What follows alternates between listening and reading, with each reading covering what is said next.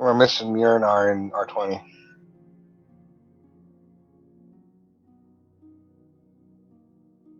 Max? Workers.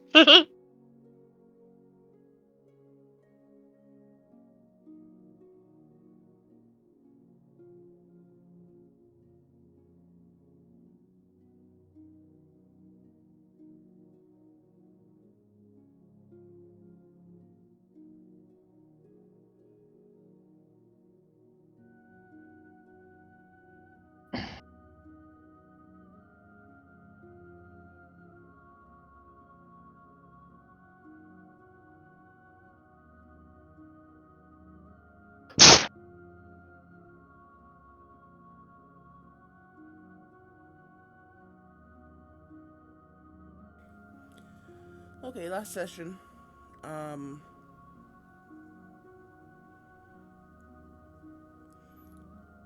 Believe you had just run from the orcs, rescuing your um, dwarven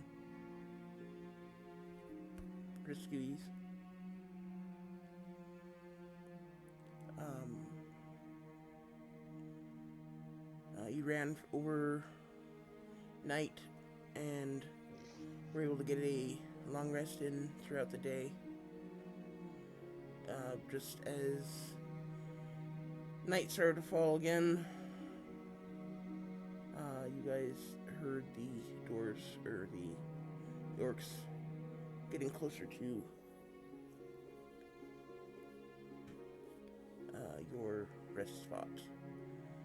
And as night started to fall, you were attacked.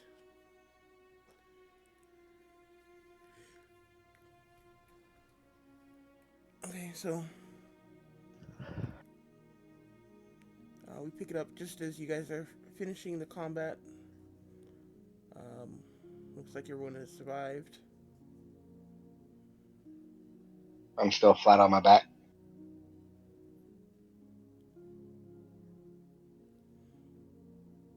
Yes.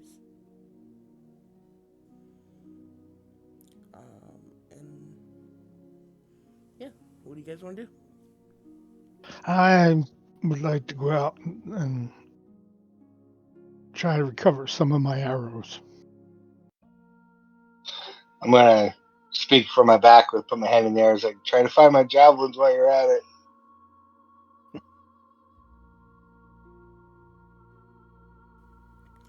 Okay, go and give me a investigation check.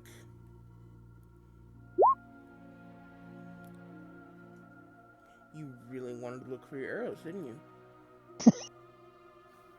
Uh, I have arrows I out there too. Oh, give me an investigation check.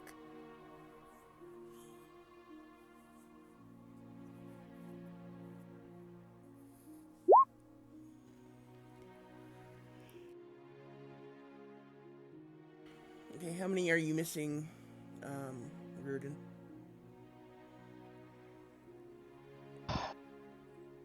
20. It's a long fight. Yeah, it was. 15 for me. Okay,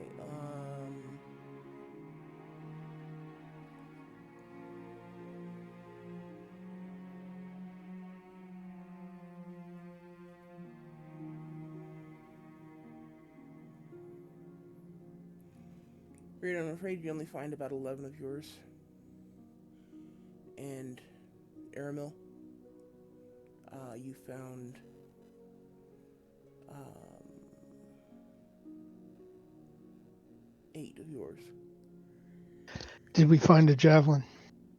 How many javelins are you missing, Durkar? 3. You did find 1 javelin. Okay, we'll return to the defensive position. Uh, Give him his javelin.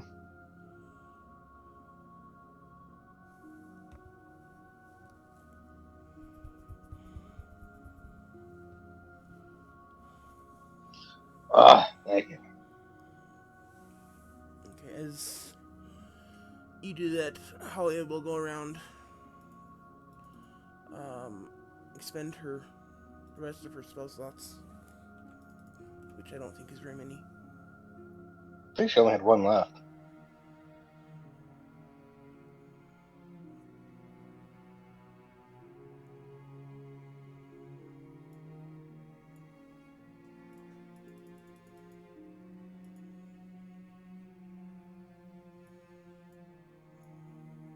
Watching him do the work, and I'm just sitting there going, that was hard.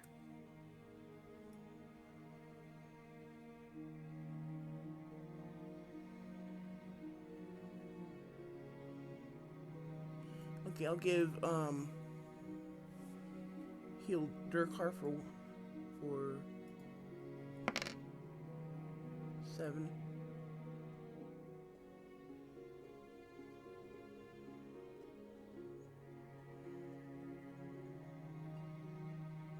Feel a little better.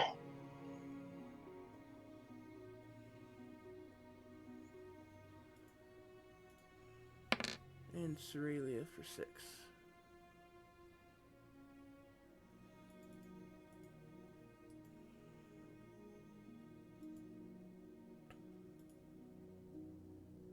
Thank you.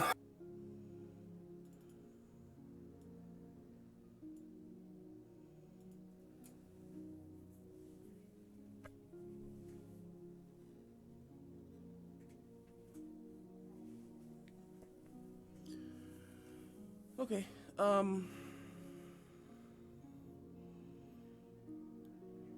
do you guys want to do?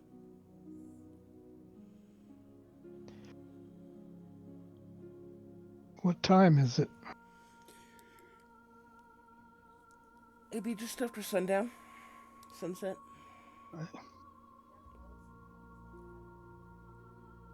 I said we wait the night.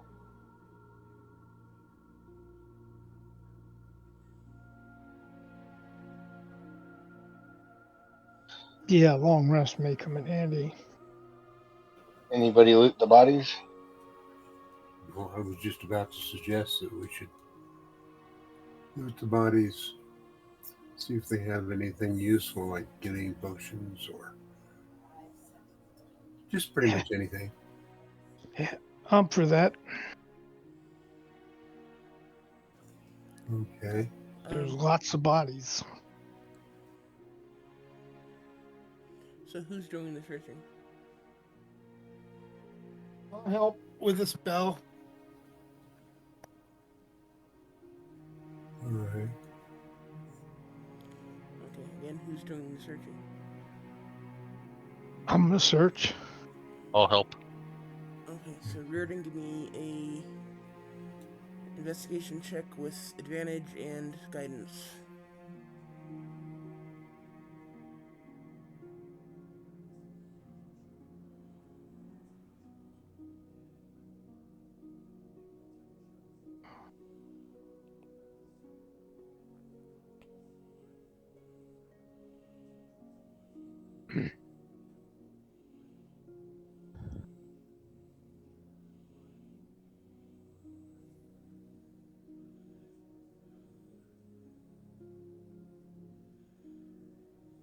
I think they did a good job of searching. You don't know that. For all you know, the DC was 26. Or 27.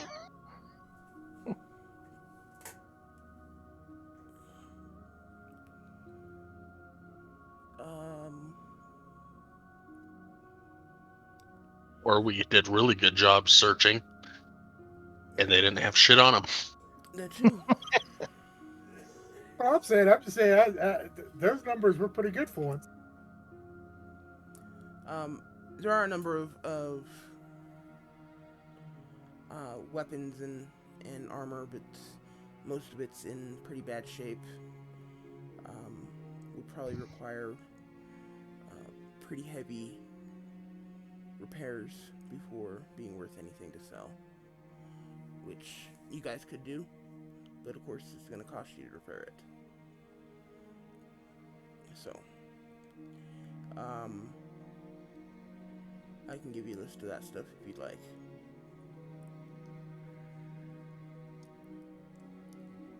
Um, Who's our repair? Who's our metal repairman?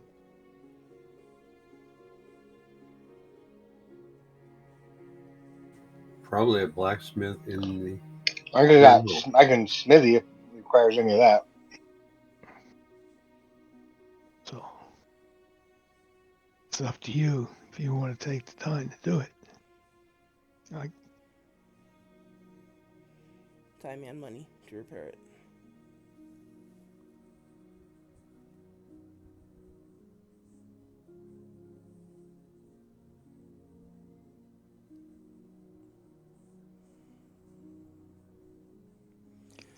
Does it Um, look like it would be worth anything, or does it look like it's been tattered too much? it's the weapons they're in pretty bad shape. You could repair them. Um, but they would have to be repaired before they'd be worth selling any. okay. Is the repair like sharpening, or do they need to be like Probably reworked. more? Yeah. Yeah, they would need to be, for the most part, reworked. There's dents and chips out of the edges, and they would have to be sharpened, and yeah, they're in pretty bad shape. Apparently, orcs don't know I'd how say to not worth it. maintain weapons. Okay. And There are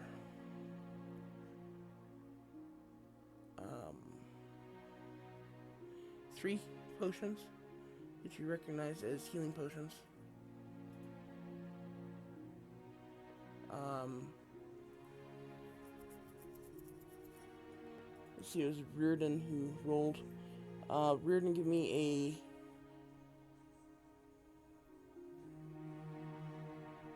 a roll on a d8 and a d20.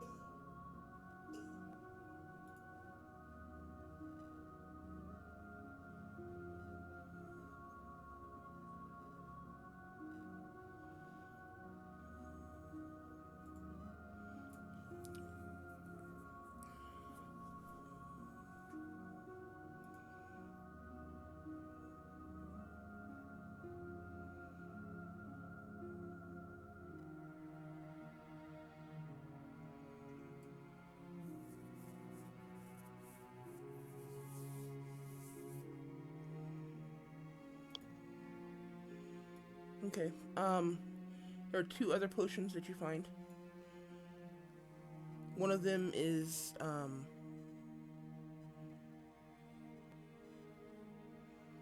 kind of yellow with streaks of black.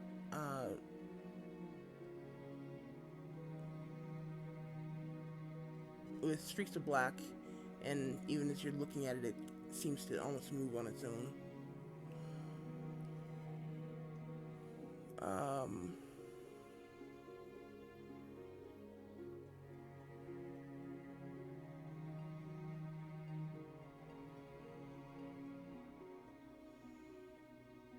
the other one is a kind of a clear-looking potion. There's just a very tiny grayish bead just floating in the center of it.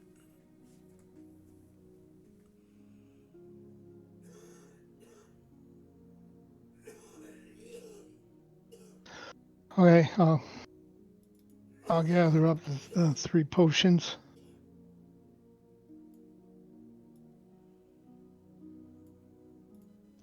You said 3 healing potions, right? Yes, 3 healing potions and those 2 additional potions. Okay, so I'll gather up the 5 and go back to camp.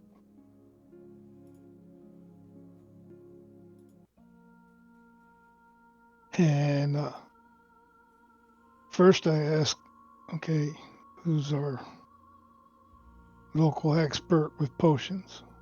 That would be me. And I'll describe the potions and ask if you can use them. Do I recognize them? Yes. No. DM, do I recognize them? Oh,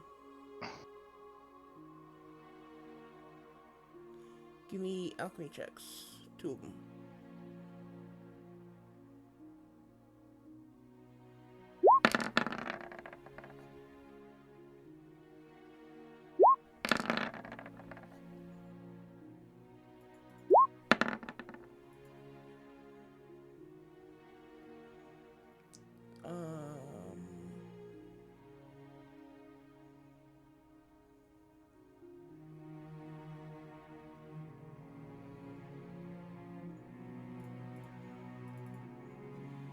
The yellowish one you do recognize.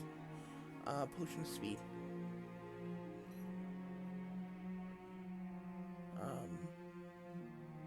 Basically gives the haste spell for 1 minute. I'll explain that one there, whoever drinks it, will be able to run faster and attack quicker.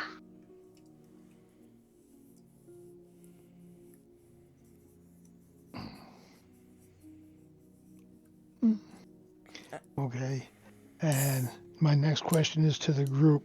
Who has less than 2 healing potions? I don't have any left. Hopefully everybody used them. I'm empty as well, so it's whoever. If you're empty, you keep it, and then when No, I have 2. That's why I ask who has less than. Yeah, I've done. You have 1. Okay. Oh,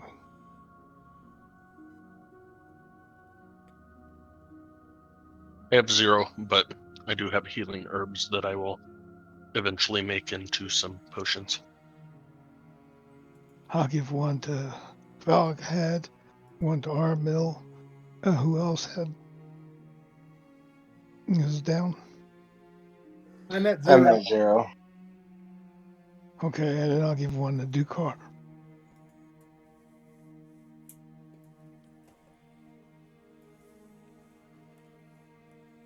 Why I interrupted you? What was the second? Oh, it was Armill, No. Lunar, and Dukar. I gave healing potions too. Okay. The second potion you do not recognize at this point. Okay. It's something you've never run across. Well, they're And I will say as much. Would you like to experiment with that potion?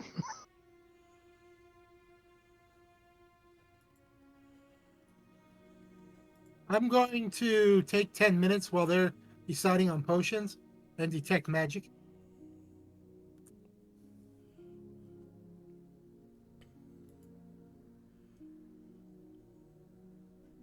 I would be interested in taking that one and learning about it. Okay, then I'll give you the clear looking potion with the gray bead in the center. I think I'm going to hold on to the yellow one.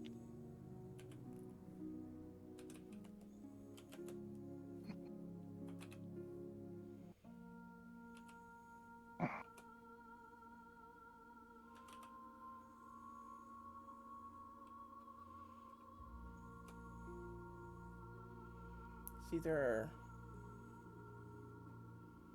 5 of you, right?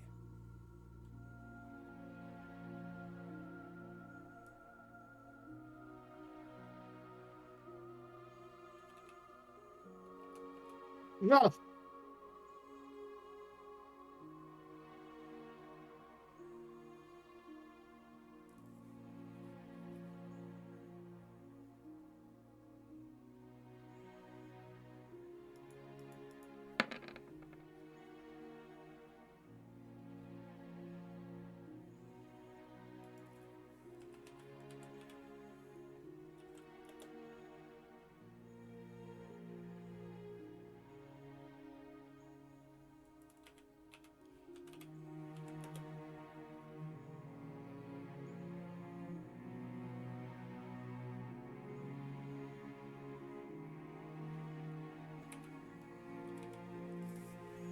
Okay.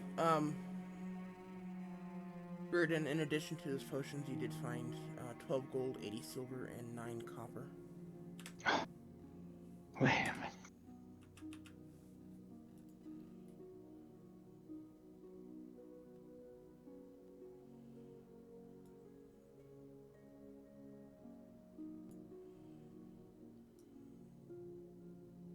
Okay.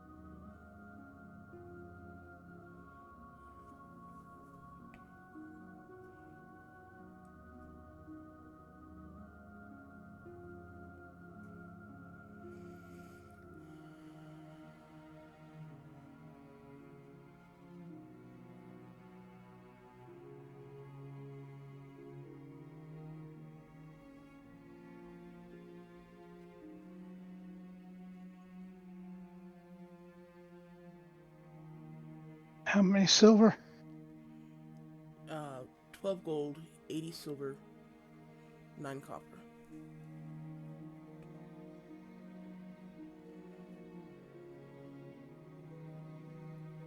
Okay.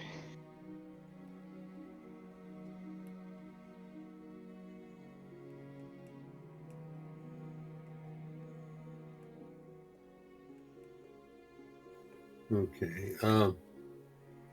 If you take that and divide it by 5, That's that's, what.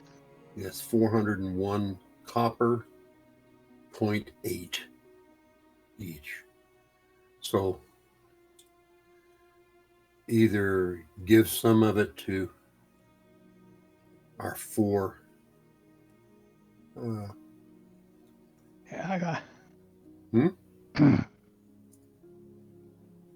I give each of you 2 gold, 4 copper, or no,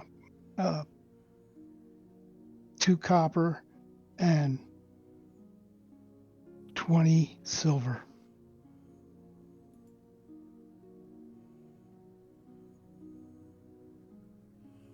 You gave everyone 2 gold, 20 Yes, silver, and 2 copper? yes.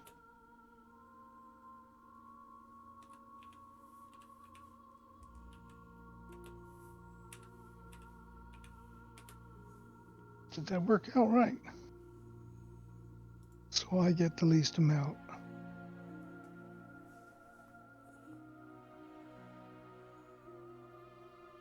So I gotta turn my thing on.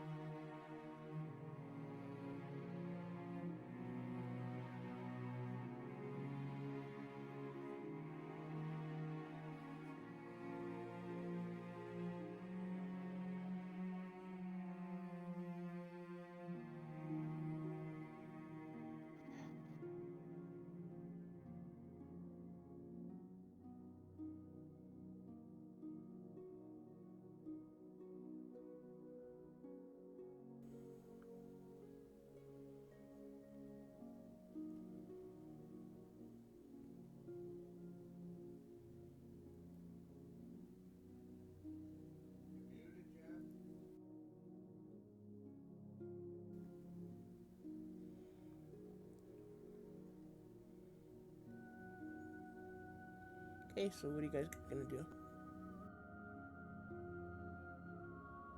Oh, you're casting detect magic as a ritual. Yes. Other than the items or any items that your characters are already carrying, there's no additional magic in this. So it wouldn't tell me anything about the potions. Okay.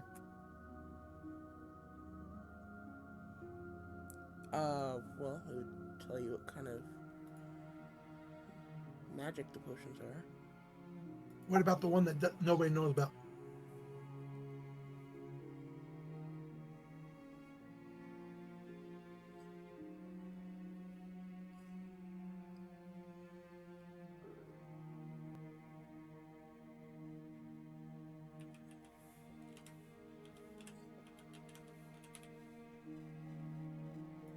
Did you hear me?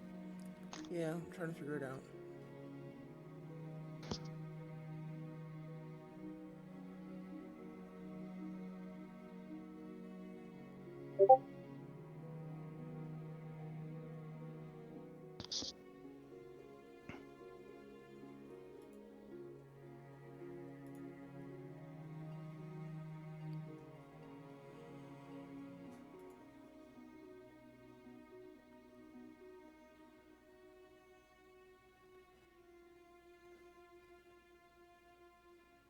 Can't remember the name of the spell it's based off of.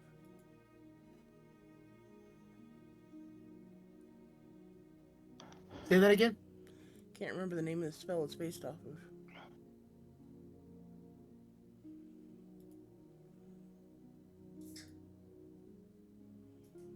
Give me a second here.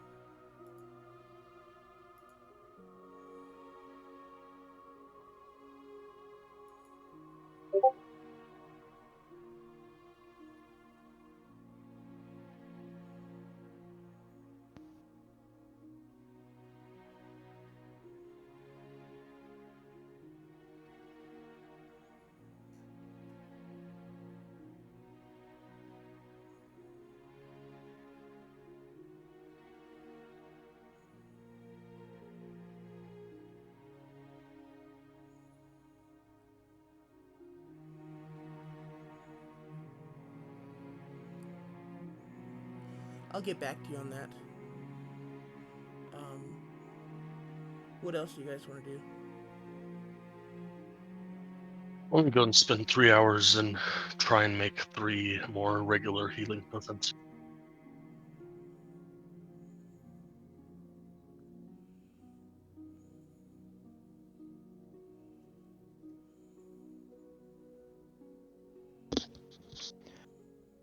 I'm going to take the time to clean my equipment and check it out. Inspect my arrows and stuff like that. I'm gonna. If anybody's hurt, I'm gonna get everybody. Not heal, but using heal as not as a spell, but as an action. Wait, what? Oh, medicine. Using medicine. Oh, See if I medicine can. checks. Okay. Yeah. See, I can get anybody bandaged up or help them a little bit.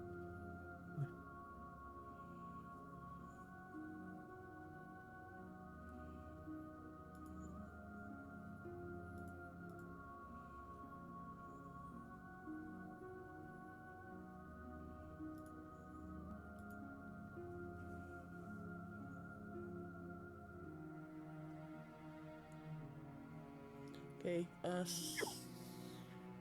Valakad, give me alchemy rolls. You said you have enough. Now for 5, I'm gonna do 3 for 3 hours. Okay.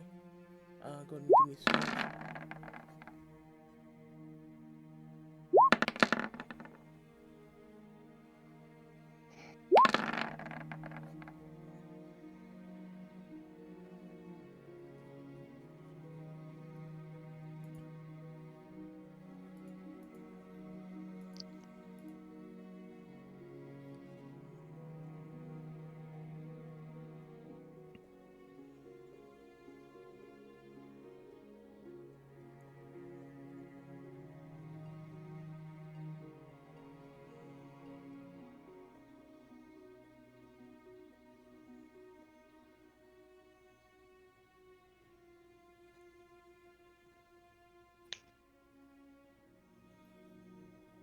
There are spells in here I don't recognize. They've added some recently.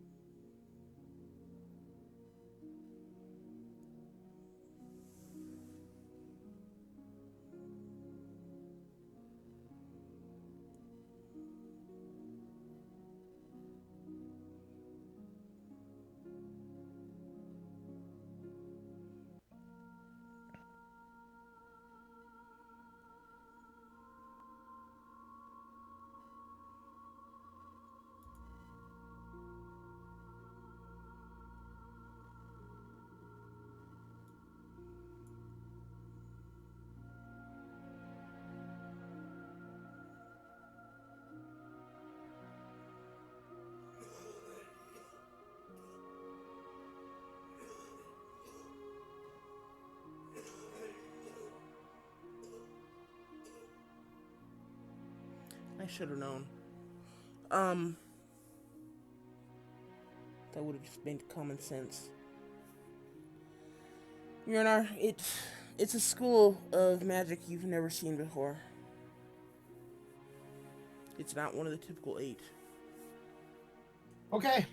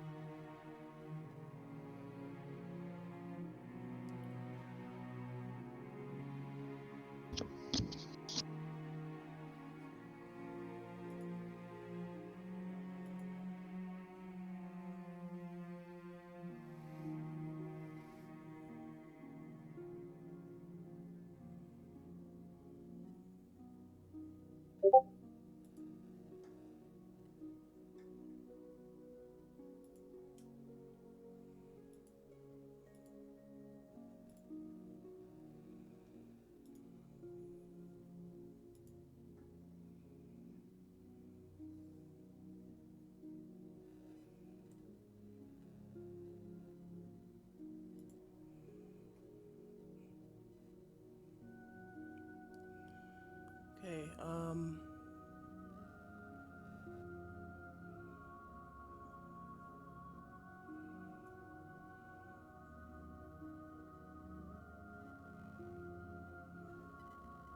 wow, you rolled really well.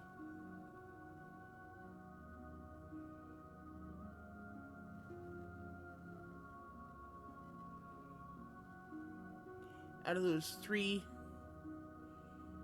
um,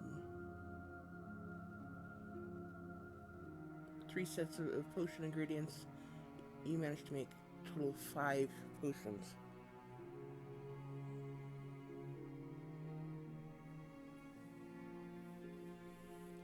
Though you seem to have a bit of trouble with your second set. Struggle a little bit with it, but you do manage to pull it through.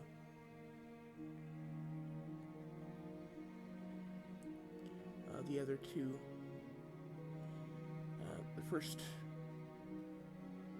set of potions you work on comes out perfectly, and with your determination out over the near fail on the second set, the third set comes out perfectly as well. you're able to stretch the potions to make 2 instead of 1. So yeah, you got 5 potions out of that.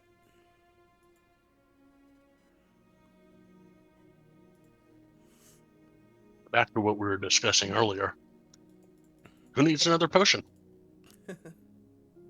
I'm I at can take one 0. more.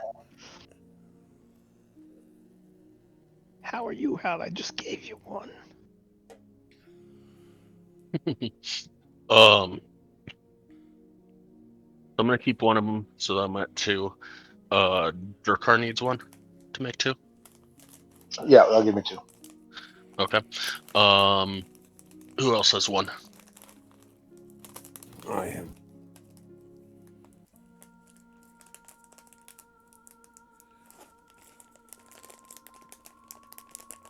Okay, so I'll give 1 to Airmill and 2 to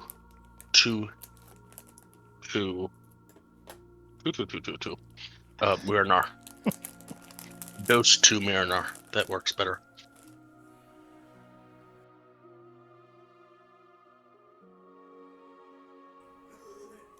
Thank you. Yes, thank you.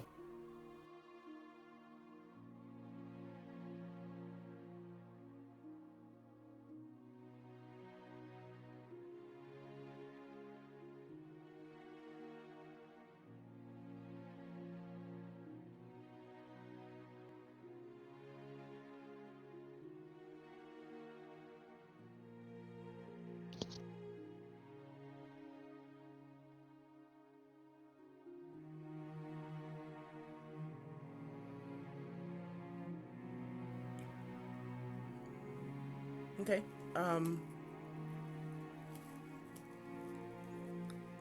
Was there anything else that I missed?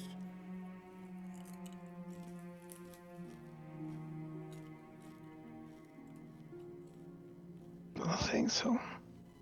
Okay. So, you guys taking a long rest then, or?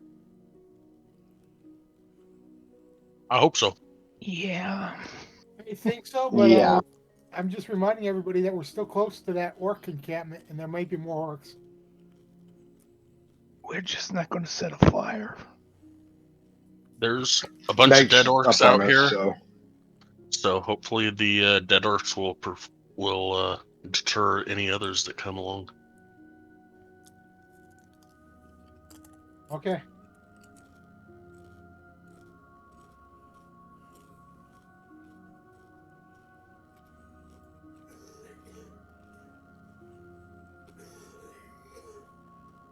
As usual, I can take a watch if necessary, but once I take my herbs, Actually, you my should tincture.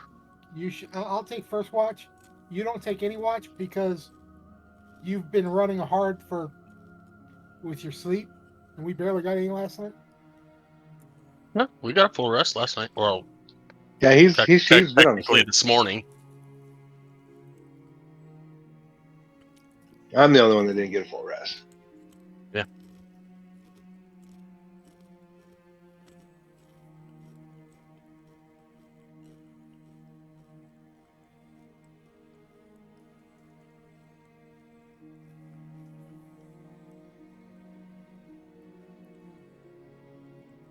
I can take a watch.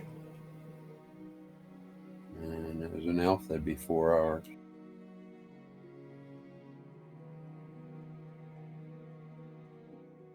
I like to say probably about an hour after the battle, I would have propped myself up against the wall and probably passed out sitting. So I've probably been already asleep by the time everybody else goes down. So I'll take last watch.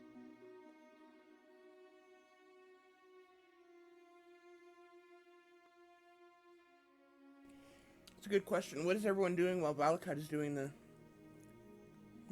their alchemy? I imagine you're not just all standing around watching him. I was watching the perimeter. That was because I had nothing to do at the present moment. I was also watching perimeter, but going through my gear to clean it up and make sure it's still in good shape. And I was doing the same thing.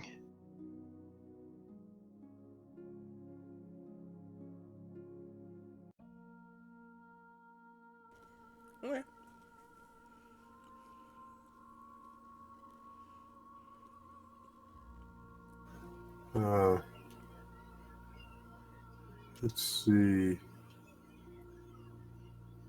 Maybe there's somebody else who can do a 4-hour watch, right? I can do a 4-hour watch. How badly hurt are you, or were you? If I get 4 hours, that's a full sleep for me. Okay, well, it's fine with me. It's up to the DM, but I just want to make sure Yeah, that's everybody fine. who can or who should Yeah. sleep gets their sleep. Yeah, everybody else does too. As far as I understand, me and you are the only two that have 4 hours. Okay, well, So I'll do my best. It just depends on what the dice say. you want to do first watch or last watch? Oh, I'll do first watch. I almost never do. Okay, you got it. I'll stay up with Airmail for the first 2 hours of his watch.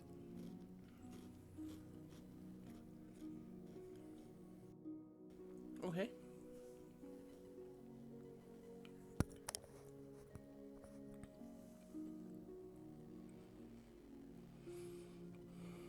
Airmail, go and give me. Never mind.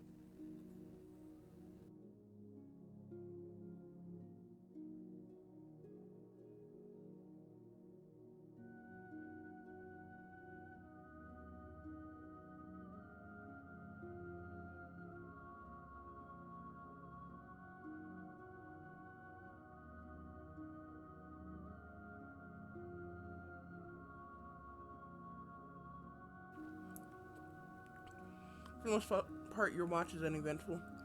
There's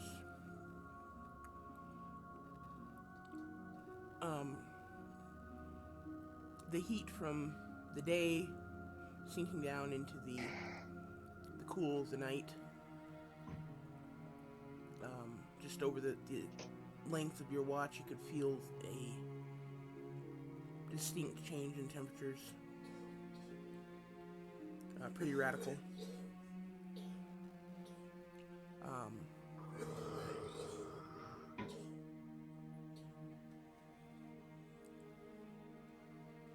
Yeah, outside of some wind every now and then,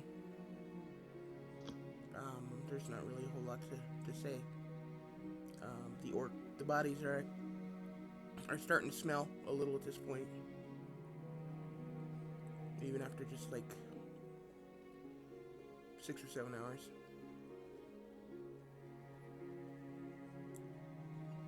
More than they smelt already. Yeah. Well, that's what the heat does to a body.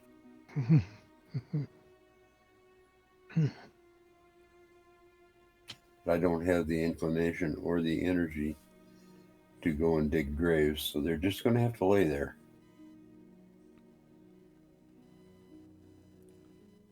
Other than that, your watch is uneventful. It's a pretty quiet night. Okay, and then I go over and wake Reardon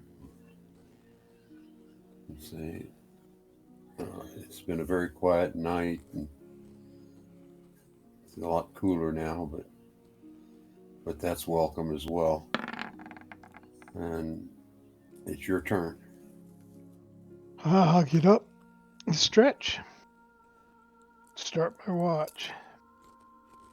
Okay, and I'll go back to where my gear is and start my trance.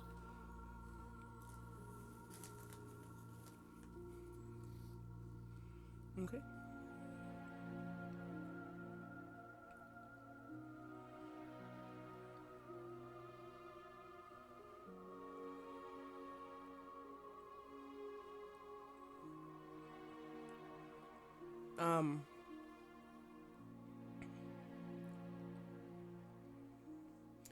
Ridden,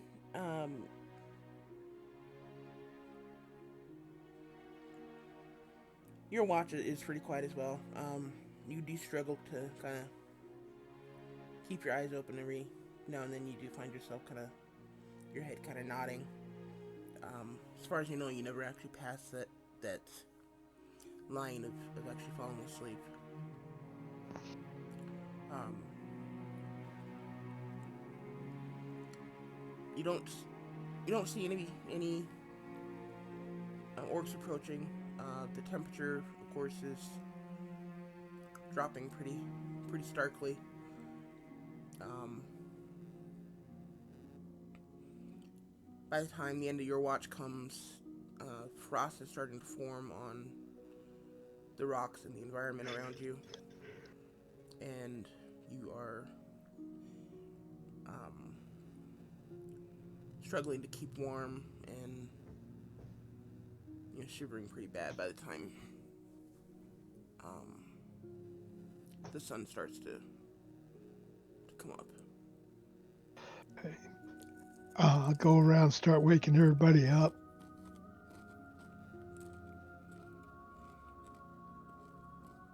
And when he wakes me, I turn to look at Valakat and say, do you think you can manage to make us more water today? That I can. That would be great. We need enough to be able to hopefully travel back to the clan hall. It'd certainly be nice if we could make it in one day.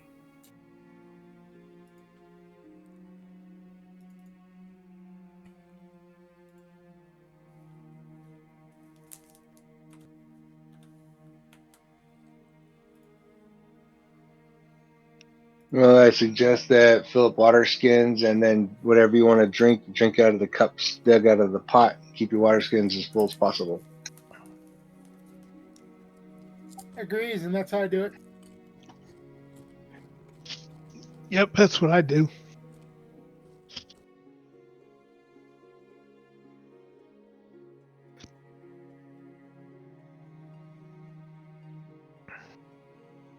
And if there's any left over in the pots, so just bring those as is. You drink that first.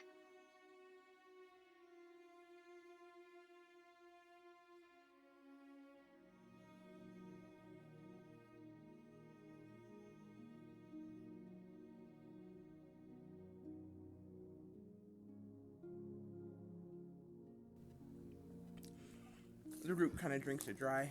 Um, the dwarves are pretty thirsty considering they've been traveling in this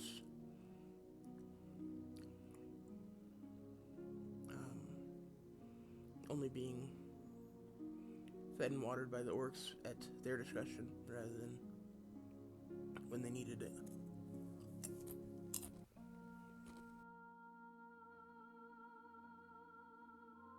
But if possible, we could cast it again later on, I believe. Halfway through if need be. And that would be up to Balakad, but We'll see how the day unfolds. I don't want to expend my resources in the case that we need some of those resources.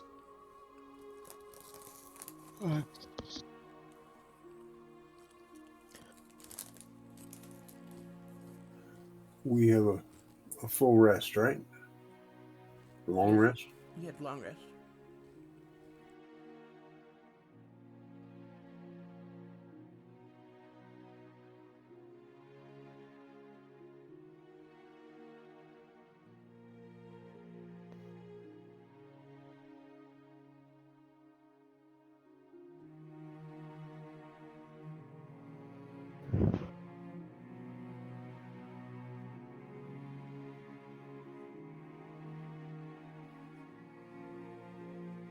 Okay.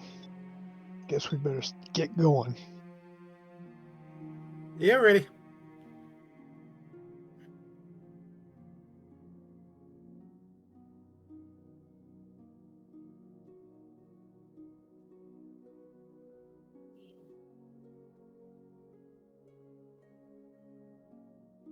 I get everything ready to go and make sure the dwarves are ready as well. Helping where I can. Yeah, get everything ready as well. Okay, everyone go ahead and give me a perception check this morning.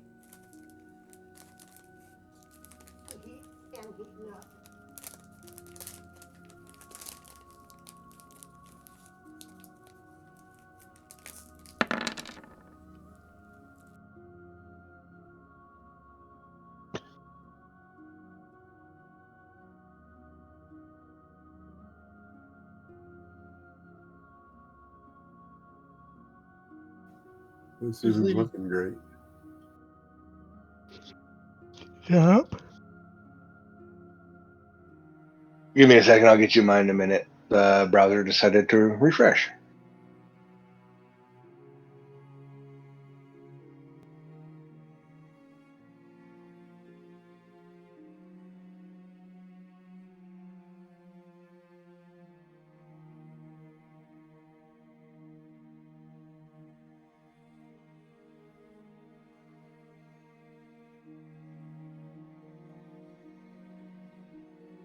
Myrna,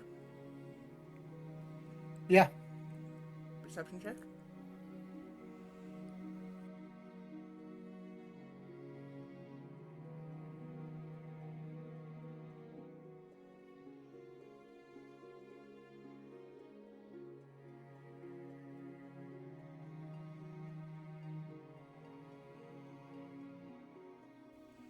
I found it amusing that the only one who wasn't paying attention was the only one that actually rolled high enough.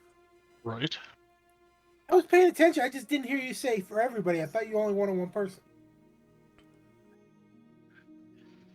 Yeah, everybody rolled.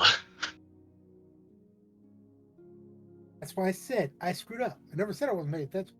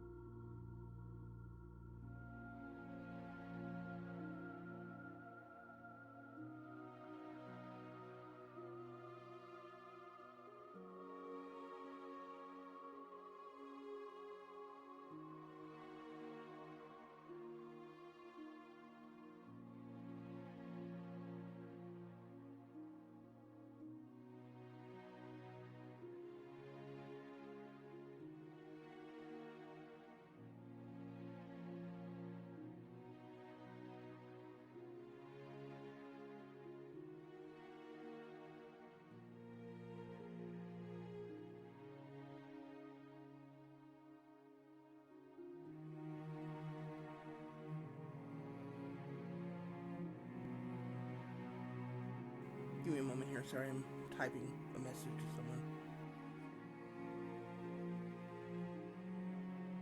Well, typing a message to Myrna because he's the only one who noticed.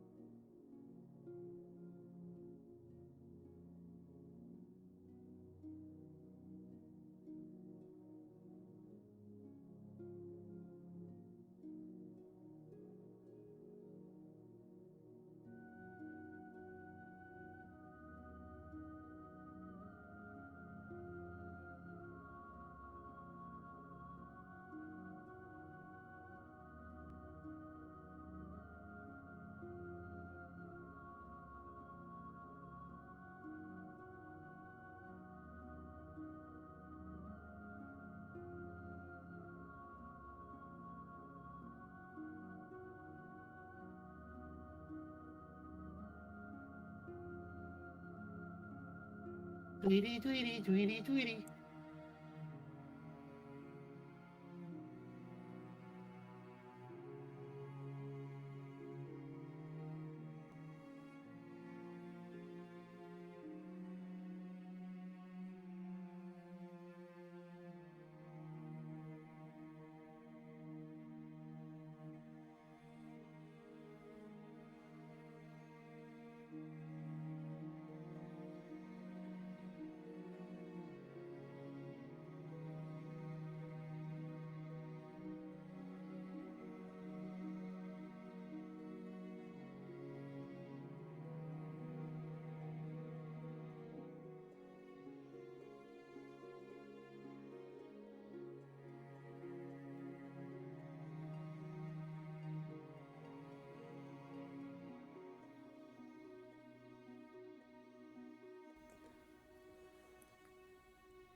Okay, Myrnar, check your Discord if you wouldn't mind. Testing, testing. Yes. Myrnar, check your Discord if you wouldn't mind. I'm looking at it now.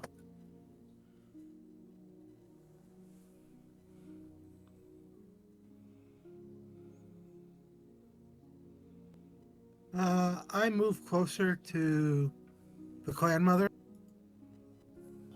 and I encourage her.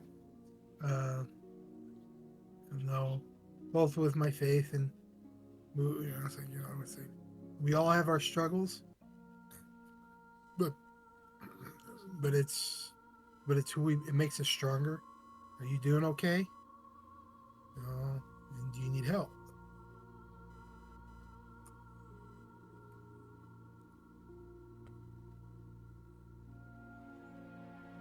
She kind of looks at you, a little surprised, and kind of looks back and forth between you and the others in the group. She says,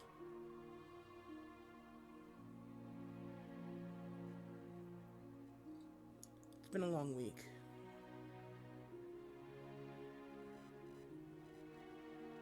Hopefully, it gets better from here." Looking at her compatriots, and I look around and I say, by the look of your compatriots, you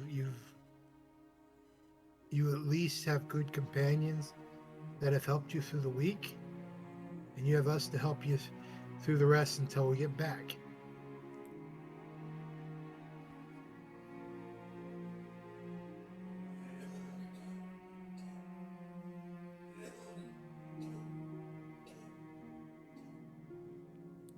Thank you. I appreciate your concern, but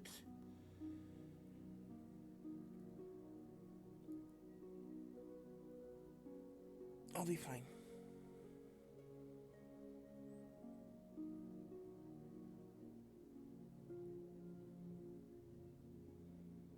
She kind of looks down, um, scrubs her hand over her face a couple times, and stands back up with her shoulders back. Says,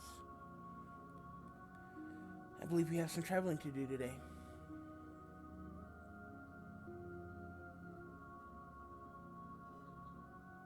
I motion to the rest of the party. Let's get this party started. It's a little bit more heat.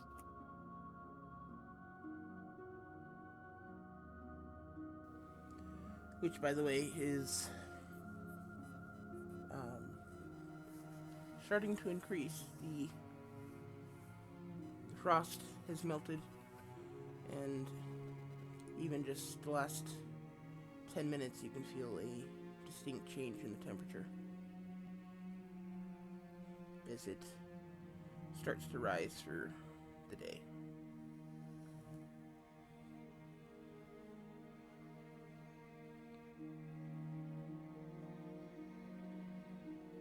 As we go, I'm gonna take the rear, put the shield on my back to help protect against arrow fire, and I'll keep an eye on the rear guard. Okay. I'll help the front to make sure that we don't get lost on the way back.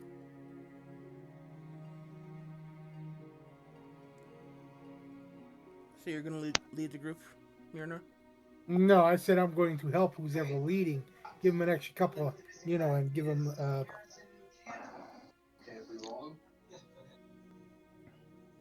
guidance. Guidance. Well, all right, I'll lead out. Yeah, we're heading southeast, right? Yeah.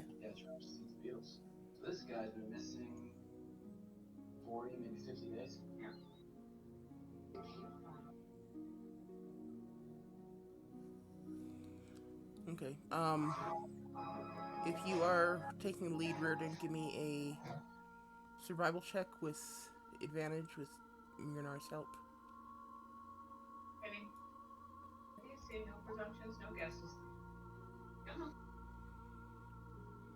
Good thing, damn. Yeah, I definitely need all the help I can get here. Uh-oh.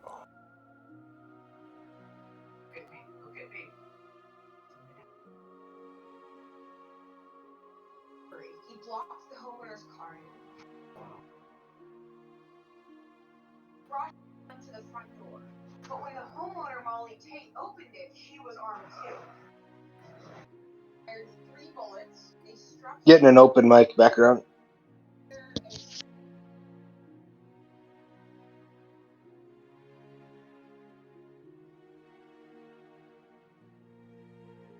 I was just gonna say Molly Tate shouldn't have opened it.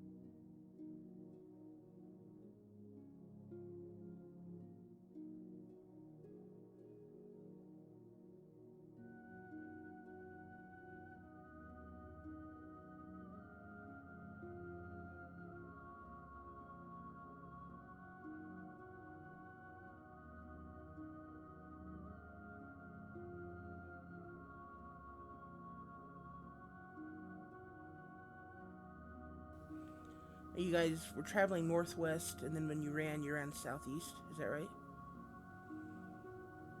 That appears to be the case. Yes.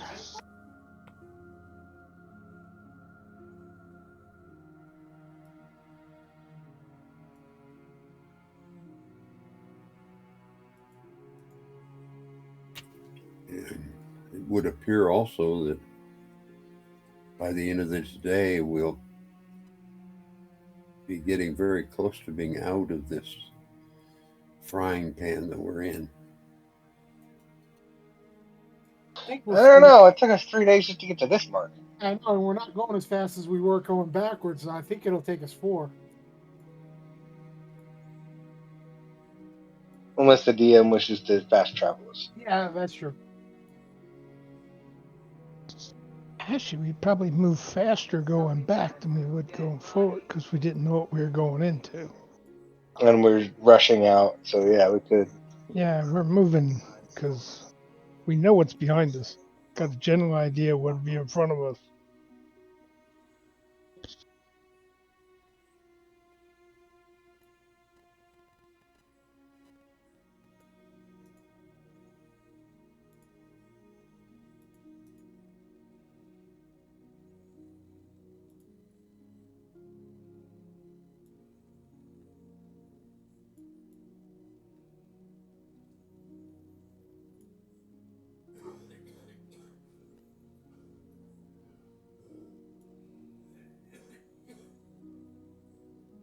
Okay, that should be about right. Alright, we're stuck in a time loop. So keep pointing back at this tree. Inspect the tree. I want to see if there's anything here that we should know about. Legendary Earthbreaker. The tree is a decoration on the map. It has nothing to do with the terrain you're actually seeing. What about the rest of the trees? Huh? If that tree's fake, what about the rest of the trees? Are they fake too? Yes, they are all representatives of the terrain you're seeing. Just like when you're looking at an actual map, do you expect somebody to draw each individual tree on the map? Hell yeah. Well, they just marked the area in green. trees Pretty much. or grass. The only time they ever dictate anything looks like a tree is if it's an orchard.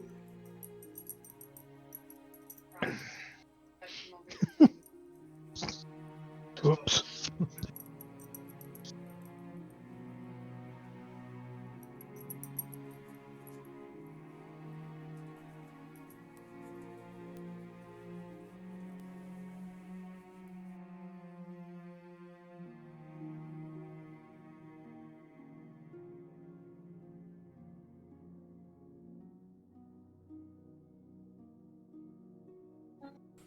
Okay, so you start out in the morning.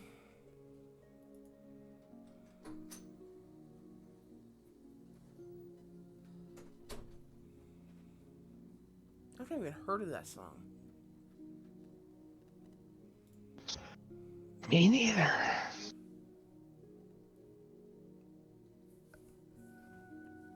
I'm not surprised that Ken has never heard of the song, but White, holy crap. I've never heard it, so I'm not gonna say no. Okay.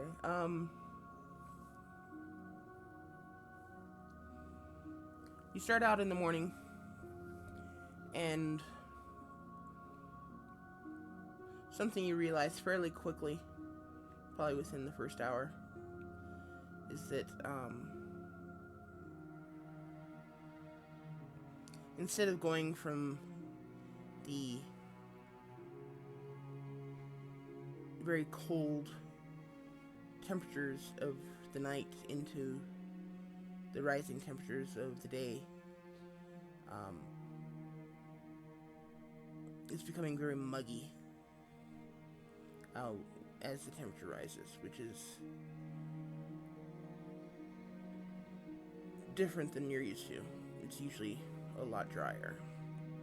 And as the day goes on, the clouds in the sky continue to build and darken, which, doesn't get quite as hot. It's probably about 20 degrees cooler than your normal travel, your other travels have been through this wasteland.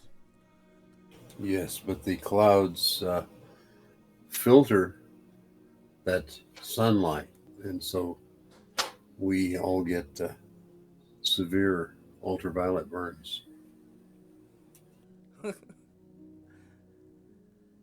I wasn't gonna go quite that far, but if you want to, Well, I think it should still be in the range of, first degree burns, not anything that's going to destroy the skin or open, start bleeding, whatever. bad sunburns. Depends how far the sun That's is right. from this planet. And how much exposed skin we have. I mean, scales, I don't think they burn. Wow.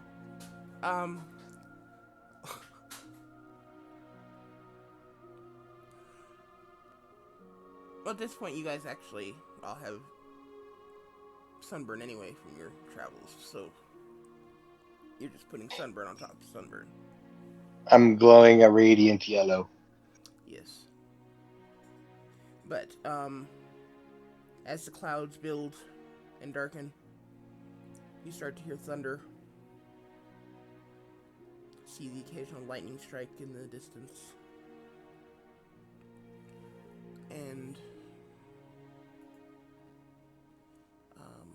that's not where I want to go.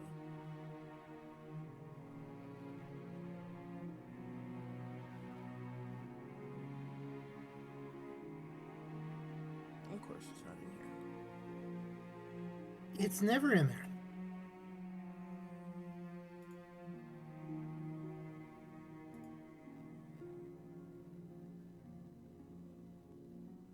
It was in there when I looked. Yeah. I don't know what we're talking about, right. but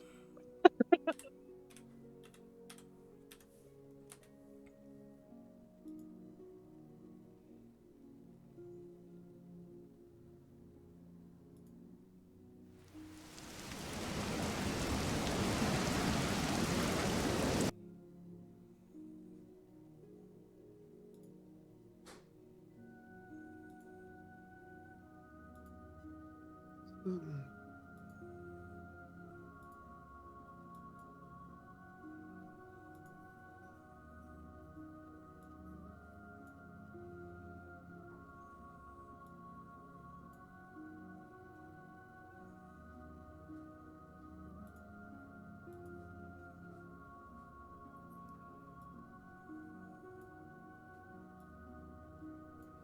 come on.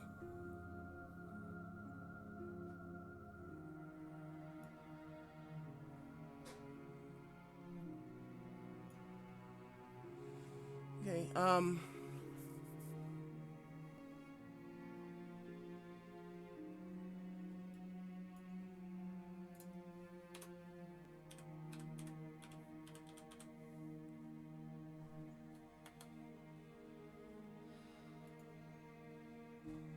help if I could spell.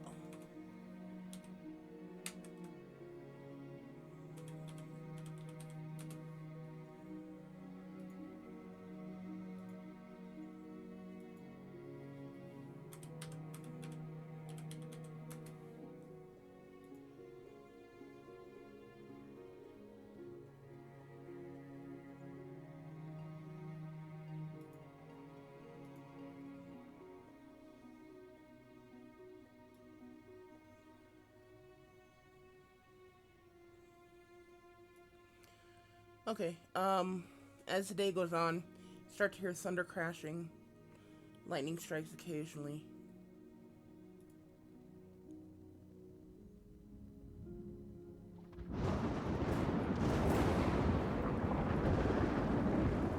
And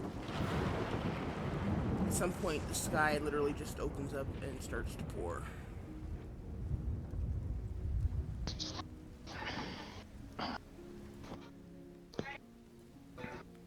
Enjoys the water.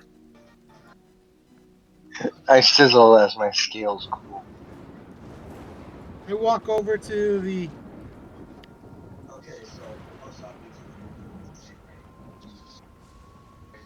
grandmother and say, "See, even the clouds want to welcome us in."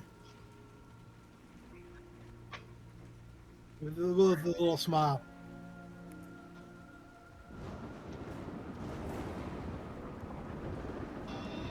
They wish to wash away our troubles.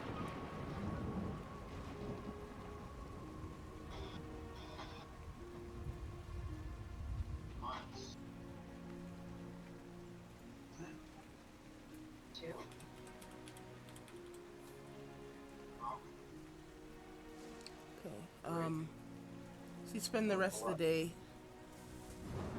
trudging through the rain.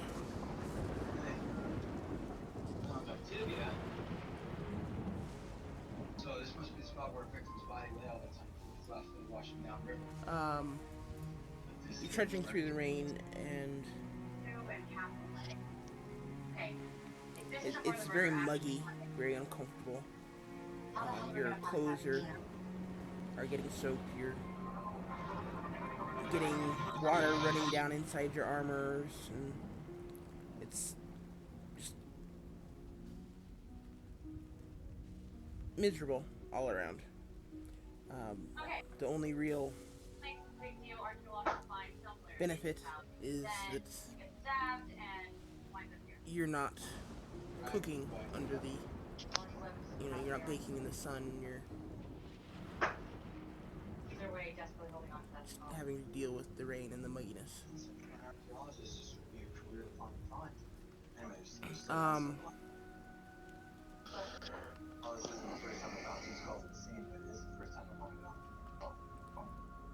Let's see, what was your roll? 16.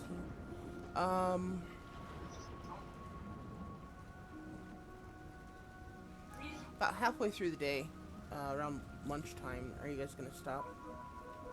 The rain isn't showing any signs of letting up. I ask our travelers how they're doing in the rain.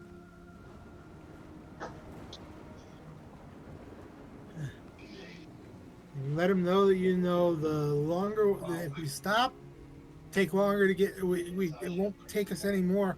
We can relax a little bit. They're the ones that have been running, and being rushed for so many days.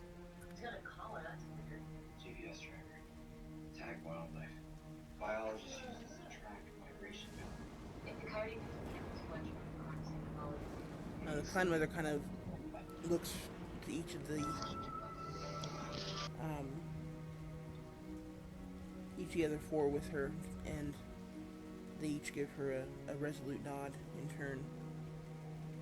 She looks back to you and says, "We need to get home. Our people need us." He smiles and tells the party we can keep on going. But he looks over at Valicans, asks how Valican's doing too. I'm used to this.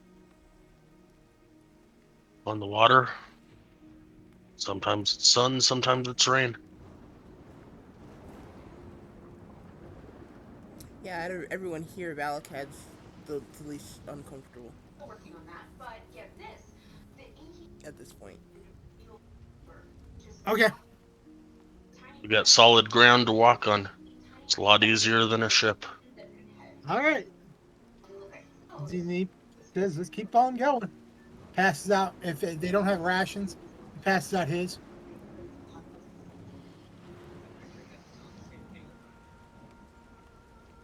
They do not have any food.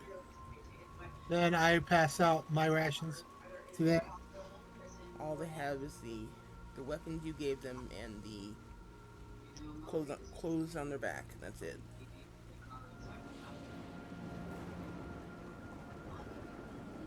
Okay,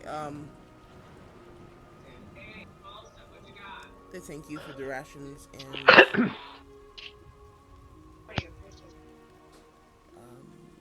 Anybody else need anything for rations? Took 5 off of mine, so they have 4 rations.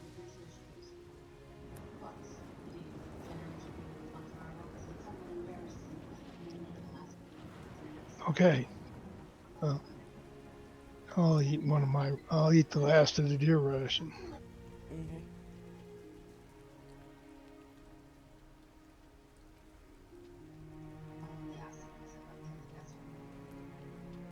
You continue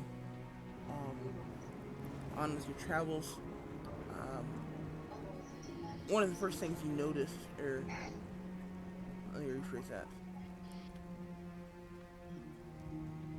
As the rain builds up, at first the rocks are a little bit slippery, but not terrible. It doesn't take you very long to get used to walking over the rocks, the slipperiness of the rocks. But eventually, it gets to the point where you can literally see the water running between the rocks. It's almost like you're in a river that's full of rocks, and the rocks are just built up far enough that you're walking on the rocks, if that makes any sense. Yeah. And you can literally see the water running through them as you walk.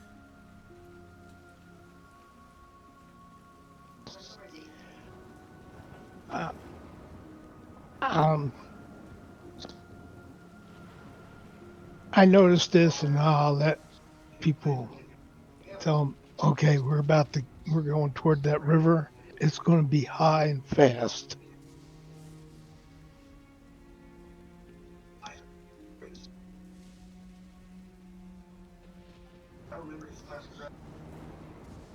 So we should just use ropes to help each of us cross. And we should be all right. Yeah. Wait, I didn't say you were heading toward the river. The water, the rainfall is running through the rocks that you're currently walking on.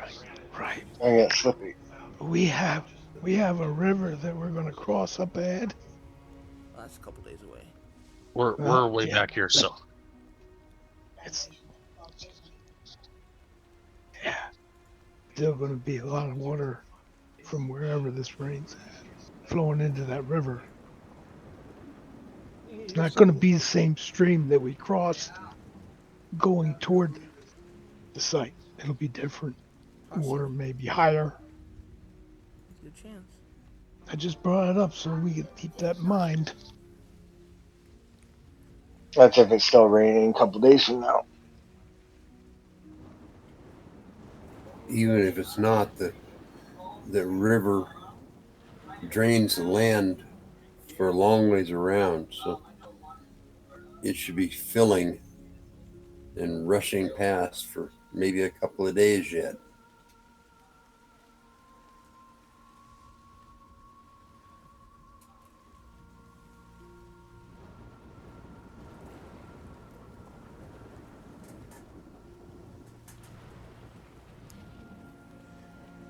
Okay.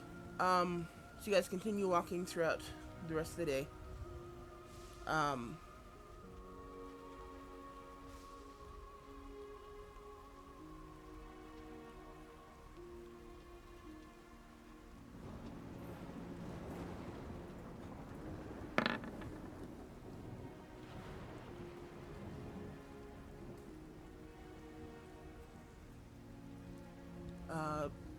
about an hour and a half before the sun sets.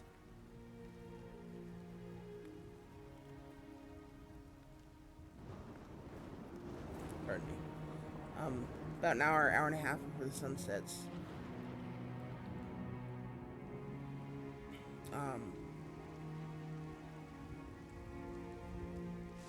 You kind of look out to the south,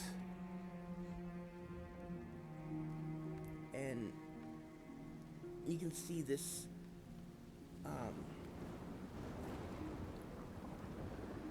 As you're looking south, you can just kind of see that the terrain.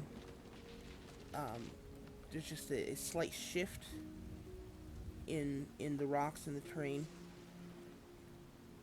and the rocks just suddenly start to slide.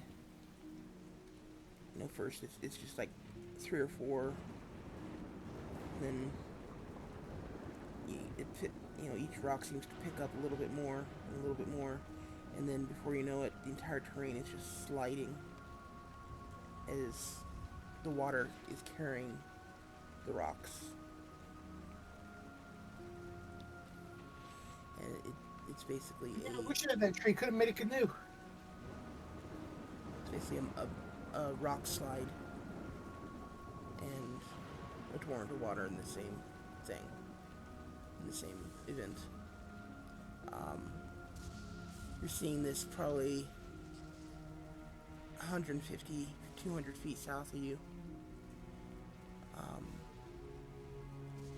Is there anything you want to do other than just watch this rock slide go by?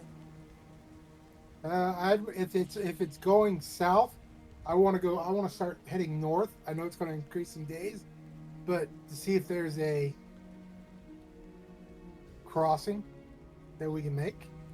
The slide is south of you. It's actually,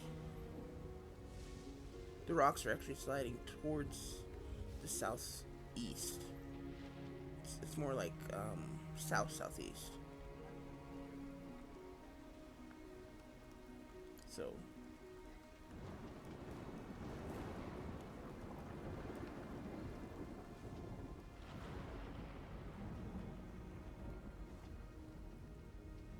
did you guys still want to go north, or?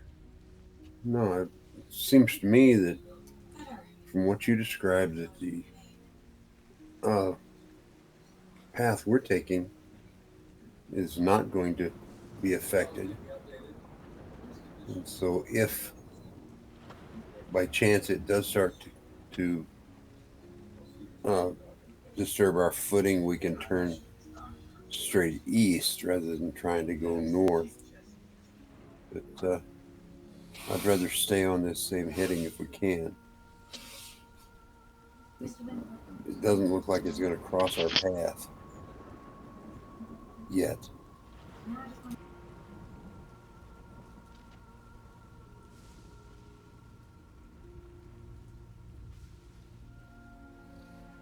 Okay.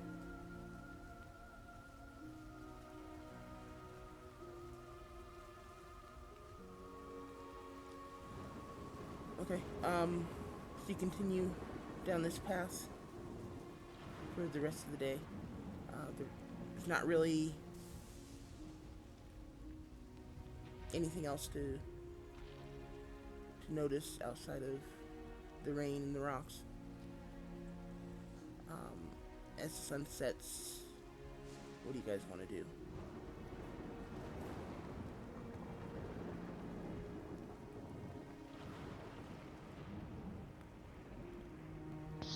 We normally would stop at this point and prepare a camp and do some other things. Maybe we should continue to walk for a ways because it's going to be very wet to try to camp in this.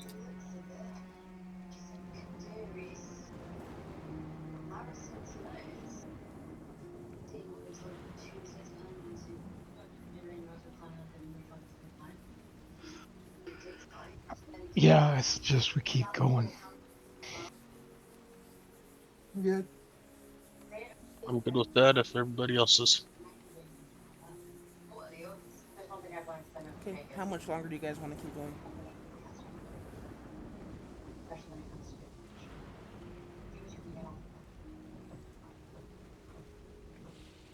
A couple hours if we can.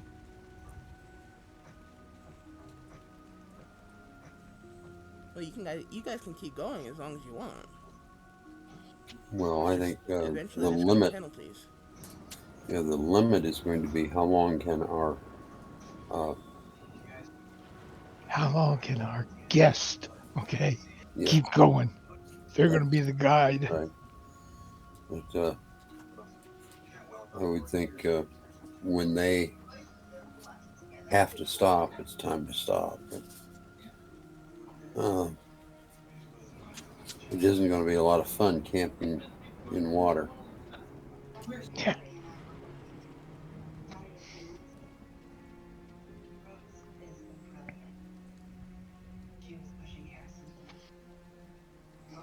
Okay, so you guys want to keep going until they're tired. Yes.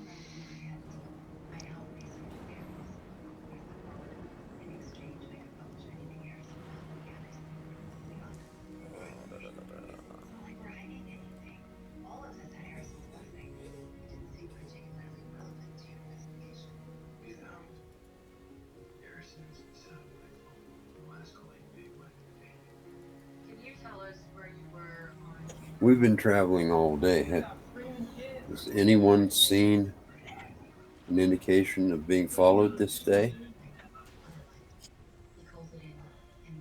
See, it was Durkar who was keeping an eye. Durkar, give me a perception check.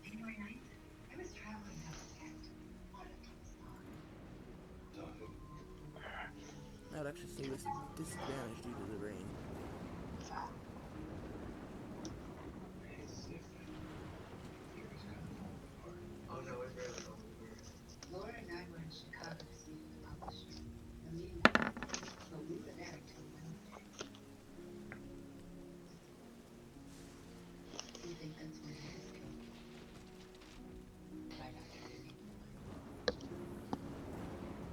Durkar?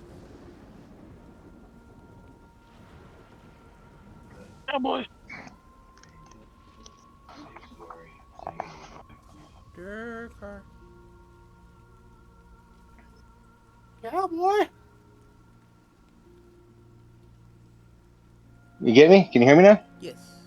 Yep. All right. Sorry about that. We'll go ahead. Give Got me crossing. a perception check with disadvantage. Alrighty. Thinking you fell asleep on us.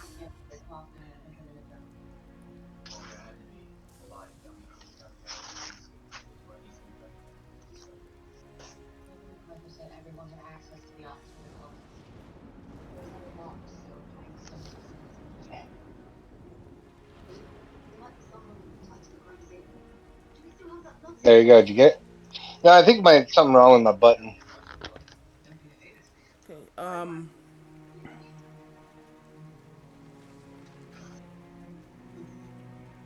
Okay.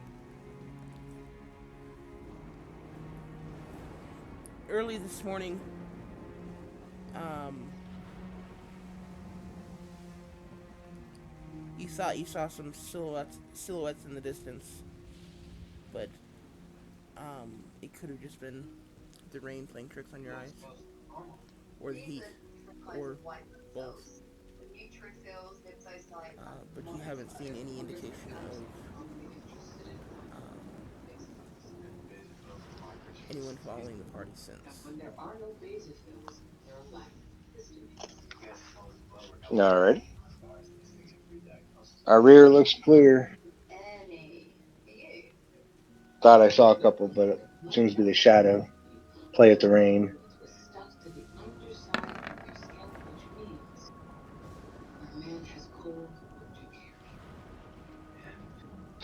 Or getting more background.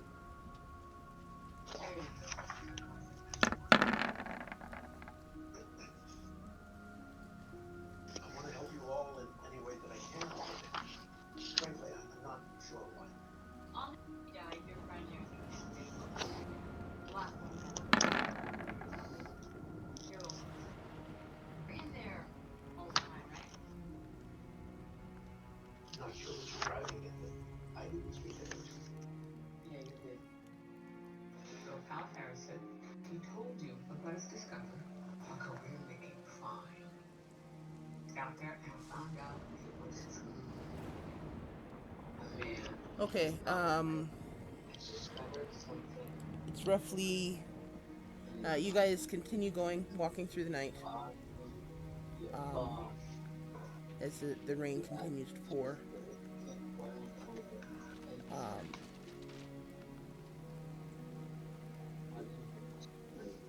unless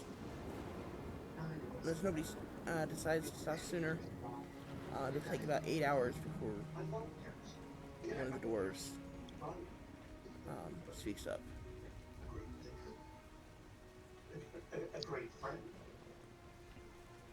So All it's right, so we keep pushing. I keep an eye on the dwarves. Works for me. Would any of them look like they need to break? Whether they'd say it or not, but would they look it to where they don't have to, be okay? Can we stop? Because I'm too weak. um,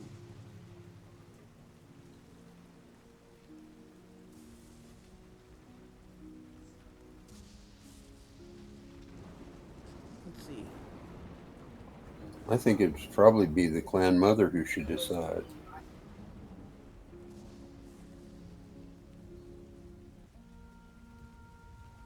Well, that's Well, fine. she is technically our ultimate employer. Yeah, well, that's I'm true. going. Can I see it? Do I see it? Do you see what? Can I roll to see if they need to stop beforehand? I know they're going to force themselves to go as far as they can, but Well, I would think that that's they good. I'm would. asking a question though, and I you guys would know understand. that. Give me an insight check. Uh, Myrna. Okay. Give me a second.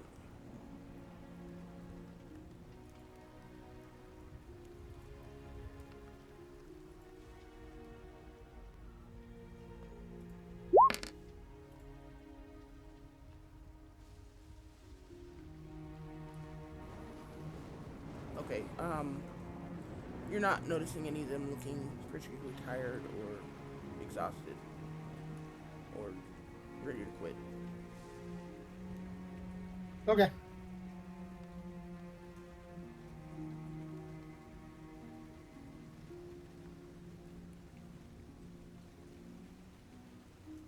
Okay, and Ermo, you were saying that you thought it should be the clan mother. What should be the clan mother? Okay. What I'm thinking is that This group of refugees are going to do their best to perform for their leader, the clan mother. And if she's going to do it, they're going to do it regardless of how they feel. And so she's ultimately the one who has to decide for that group if they're going to keep going or they're going to stop. Because you know that her servants are going to continue until they drop if she continues.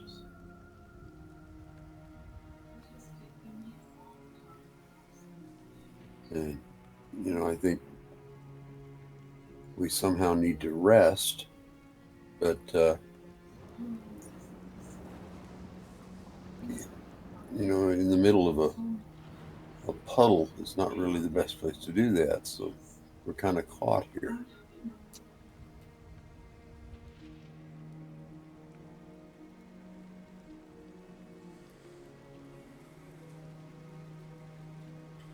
Okay.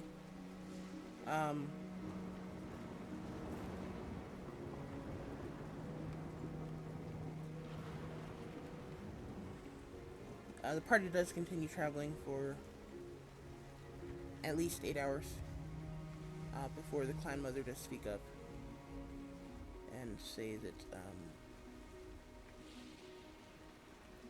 her people do need some rest. And she asks if would it be okay if we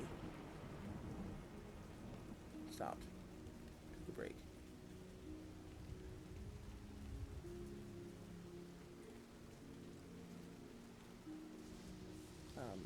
At this point, everyone give me Constitution saving throws.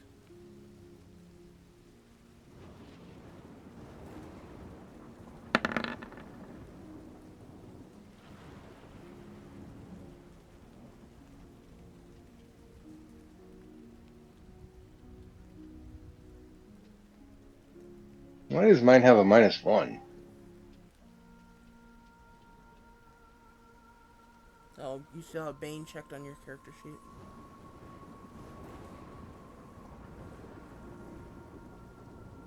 I thought I unclicked it. No, it's unclicked. There's 2 checkboxes for Bane. One up by your saving throws, one down by your attacks. Oh, got it.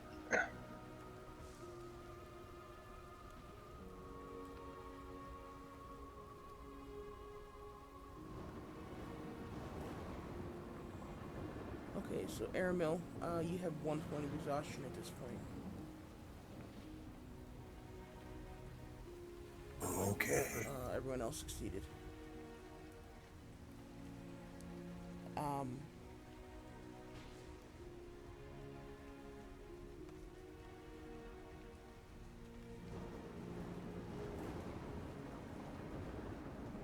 So what are you guys gonna do? Clan Mother has spoken up, asked that we take at least a break. Highly agrees.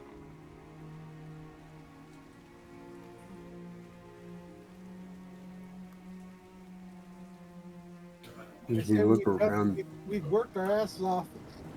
The harder we push, the harder it's going to get. This rain doesn't stop. I'd rather stop here and rest and get reset to keep going, whether it's a long or a short. Is it becoming nightfall again, or is it still lighter? It's actually been dark for the last 8 hours. No, but I know you have dark, and then if it's nighttime, it's darker than dark. So, can we tell via the darkness on how time of day? Oh,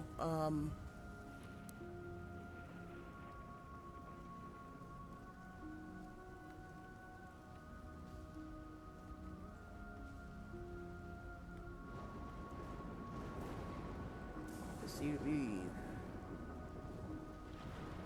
about 4 o'clock in the morning at this point. Yeah, I'll concur with a break.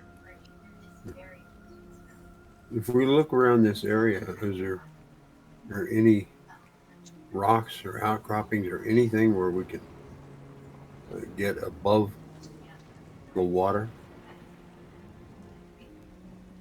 Can I make anything that keeps us above the water? That too.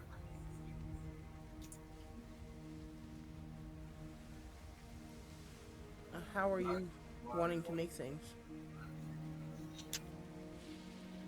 You're not. With like your masonry ability, or gotcha. Um.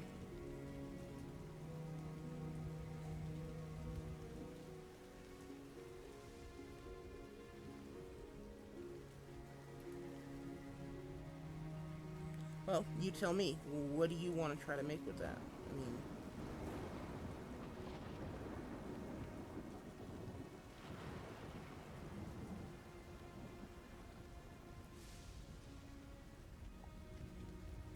Base, something that I'd like a platform, pretty much.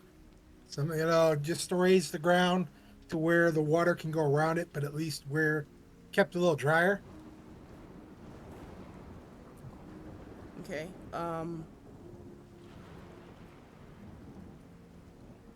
How do you want to do that?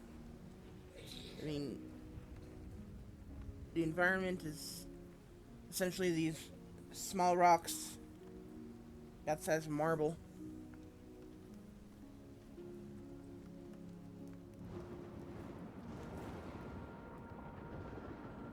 Pile up if we're going to take a longer rest, pile up the rocks to where, or the marble, and get it to where, like you would a driveway, where you're going to sink a little bit, but you can get enough of them up in one area that at least it gives you a little bit of height. Okay, so you basically want to pile a bunch of them together. Yeah, because like you said, there really isn't a way for me to do anything else, but at least try to get it swiftly done to where we can take a break and we won't be sitting in an half inch of water or whatever. Okay. Um. Okay, takes a little while. It's hard work. Um.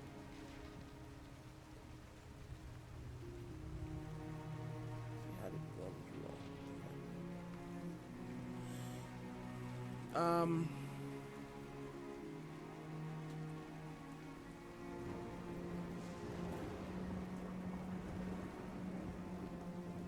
Go and actually roll me a mason's check, because I didn't ask you to roll that one.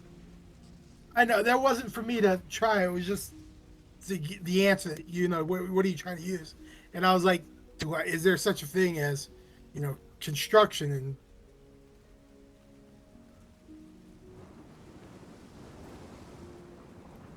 And what do I need to strength? That's what type of attribute? Mm,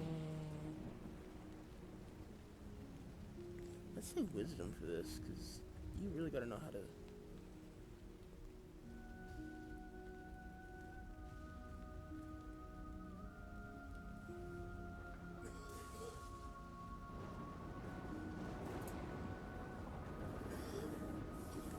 Okay. It takes you a while. It's hard work. Um, and by the time you get done, it's definitely not pretty.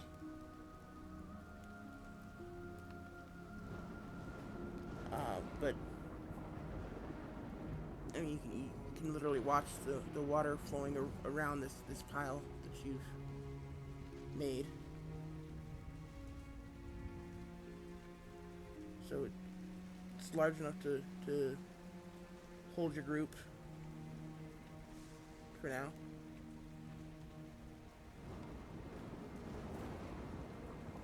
And it's outside of the rain falling on it, it's drier than the stuff, the rocks around it. So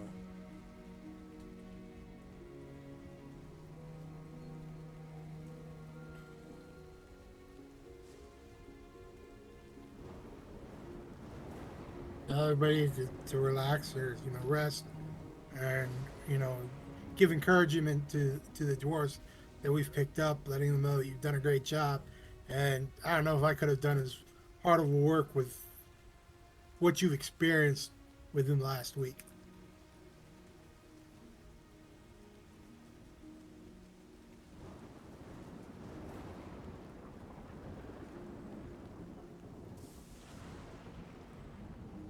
Yeah.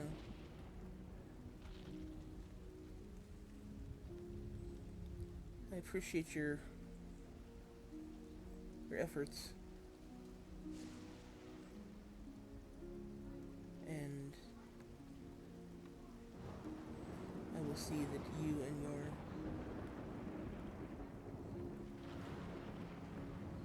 friends. She kind of looks around at the eclectic party that you have. I will see that you are well rewarded.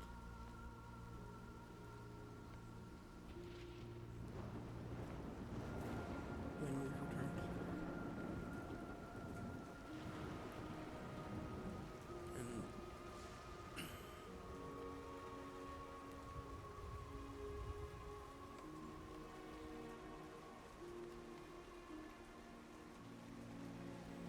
And the dwarves kind of cuddle up on one corner of this little, or one side of this little hill that you made, with the clan mother in the middle.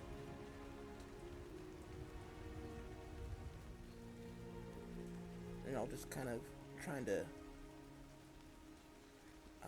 stay warm.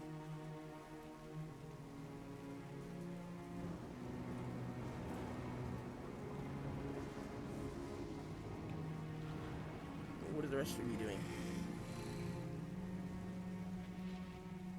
Are we looking at staying here and getting some sleep, or doing a short rest kind of thing?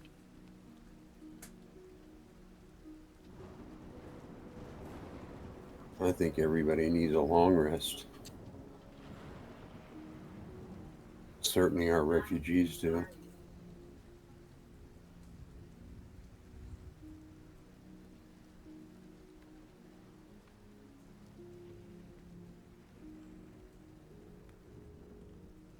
So I think we should go ahead and set a watch and treat it like any other long rest.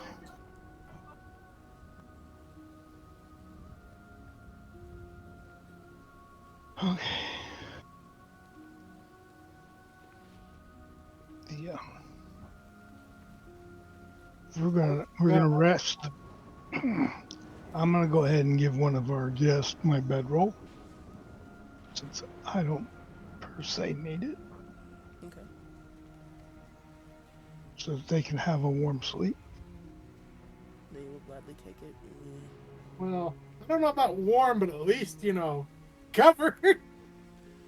Yeah, well, I have my cloak. Okay, so when I go into my trance, I'll be fine. Yeah, they will gladly take it, and they will all try to um, take some benefit from it. Whether it's using a corner as a pillow, or covering up with it, or what.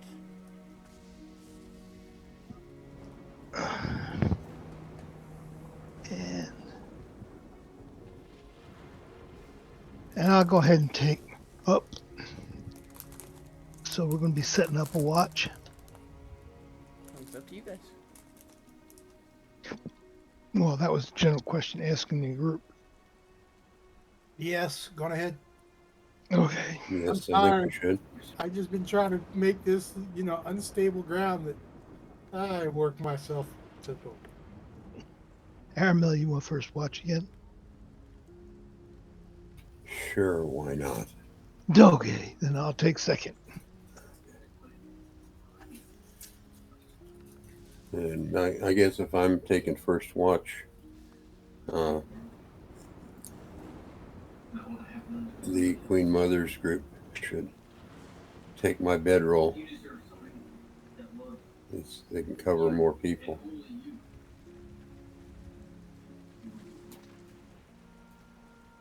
And I'll just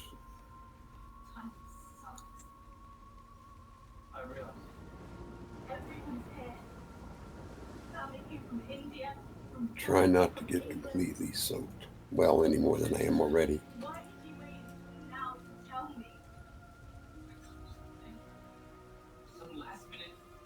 So, yeah. Okay.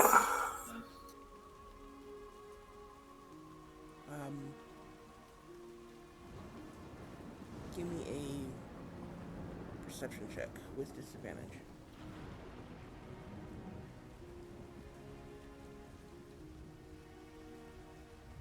Well, that was fortuitous.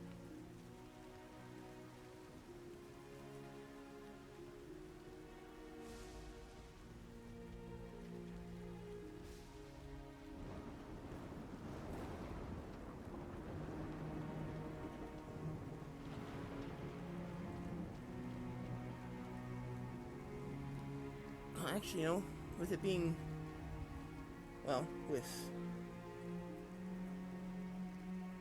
Miranar working, it's probably closer to like 6 in the morning at this point, before you guys take your rest. But, during the night, the rain would have turned to snow. I forgot about the temperature change.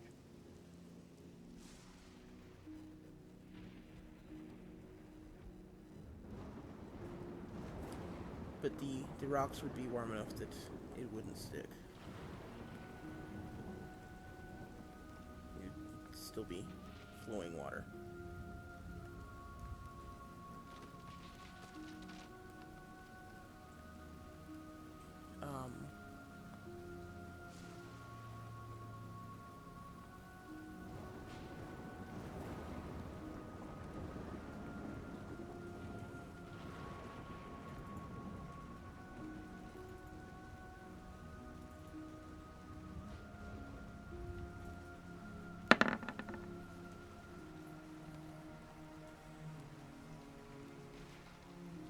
Okay.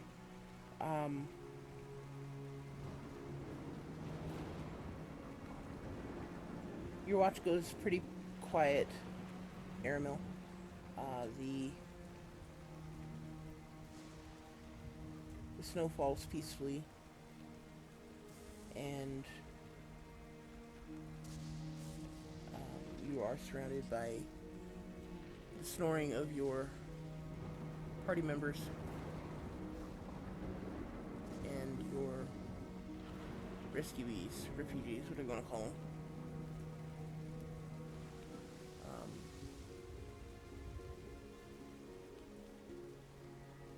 Several times you look over and you notice it's the clan mother is sipping fitfully.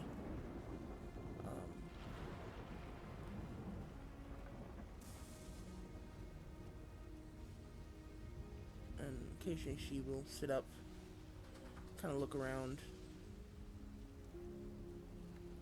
and just kind of look off into the distance for 10-15 minutes, and then lay back down.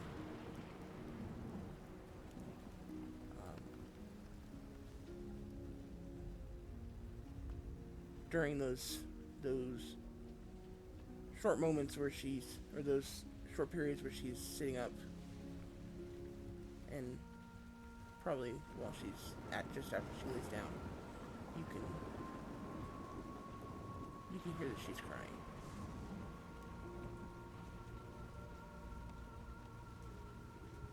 You just barely hear it over the snowfall, which I know it doesn't quite sound like snowfall, but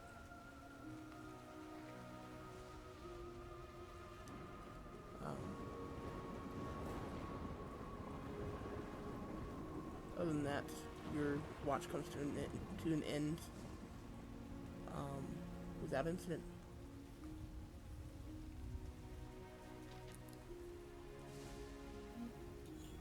Okay. I move over and wake Reardon and let him know that we've been 4 hours, which is daylight now, but it's hard to tell it with all the snowfall. But let him know that my watch has gone without incident and it's his turn. Okay, then I'll get up. I'll go around and check on everybody to make sure. This would be roughly 10 o'clock in the morning. Would it still be snowing? Not anymore. Somewhere in the middle of your watch, it went back to rain from snow. And I'll just check on everybody to make sure they're okay. They're breathing and they're not shivering too bad.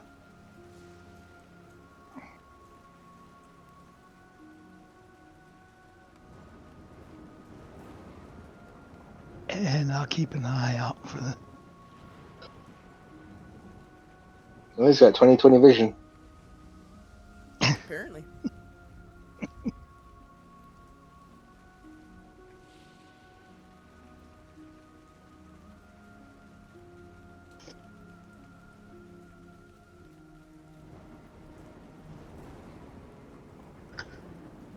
Um.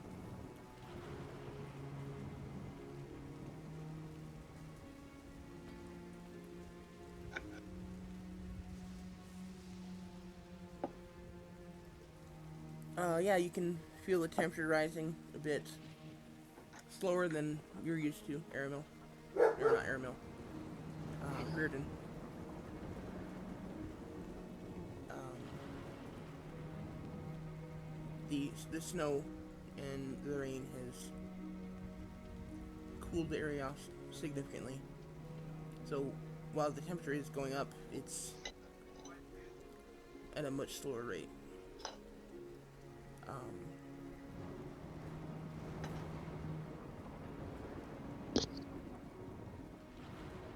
And you can see that during your watch, even the rain is starting to lessen. And instead of just coming down in sheets and pouring, instead of just the clouds dumping rain on you like it has been for last 24 hours or so.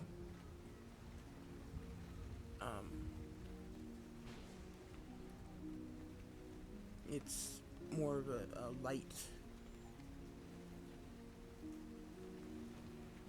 spring rain, if you will.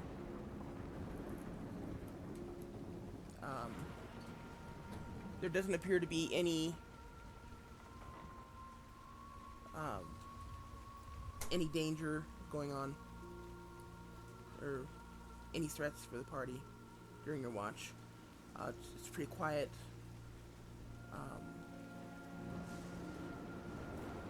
Yeah, the occasional lightning strike in the distance.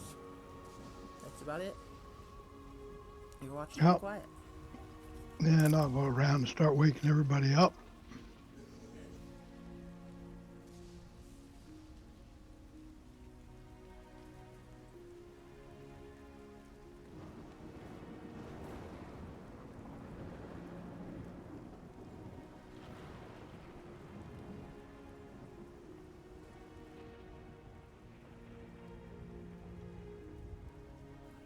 Oftentimes within the same day, huh, Sky? That too. I remember springs from when I was a kid. I don't think we've actually had a spring in like at least 10 years.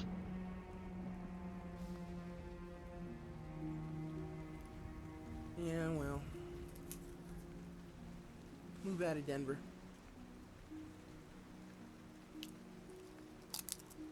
Maybe someday.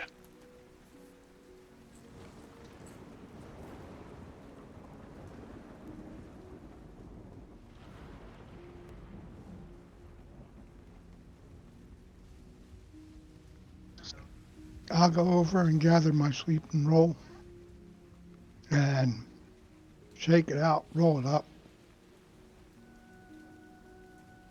pack it. Hopefully, there's not still a dwarf in it.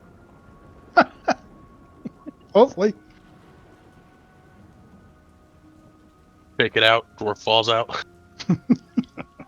Oh, sorry. That explains why my pack was so heavy tonight or today. Sneaky dwarves.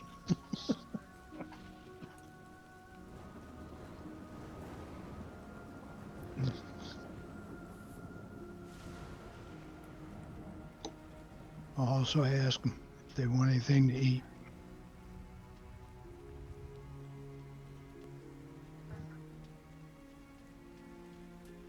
And if they do, I'll go ahead and give them a ration. I used my last ration yesterday, so I'll need one. If you can spare one. I give my rations too. I've got a lot of them. So do I. So, all right. So, who needs rations? We know those 5 do. I'll give the 5 mine. Okay. I get to it.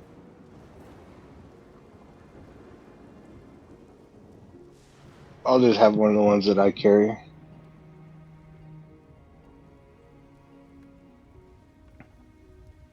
I'll give you one of mine. Thank you.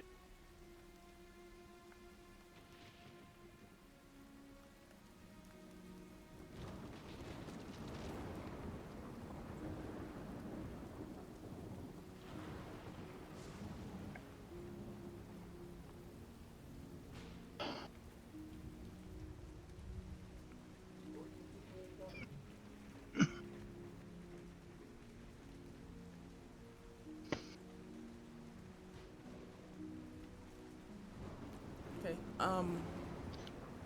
That being said, we have been playing for approximately 2 hours. So let's go ahead and take a break before we continue on this morning. After the rest. Alrighty. Works for me.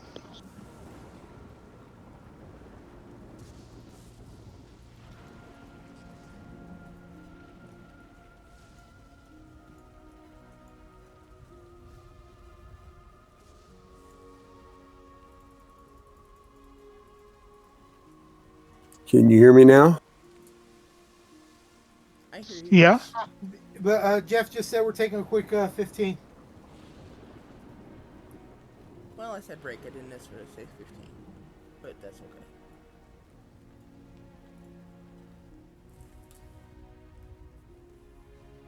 okay. Hey, you got us on break? Yes. Can you not hear me, Dad? Through the headset?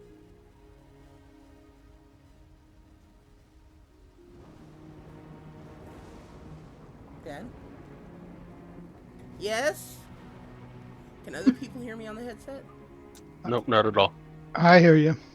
Can you hear anyone, Dad?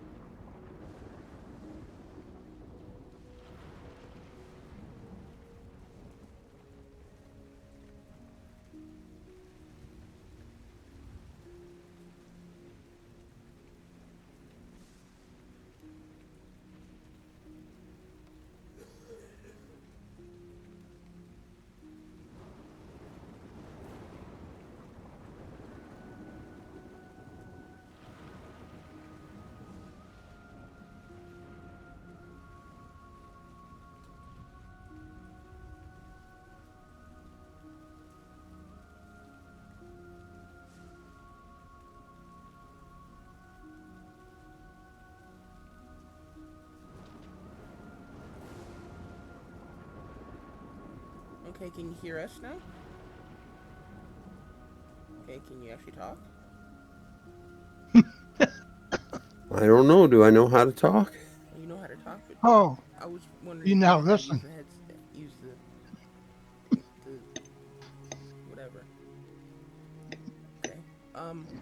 seems to be working now. So again, Well, I don't know what it was. I rebooted or refreshed it, so. okay. Well, let's go ahead and go to break, guys.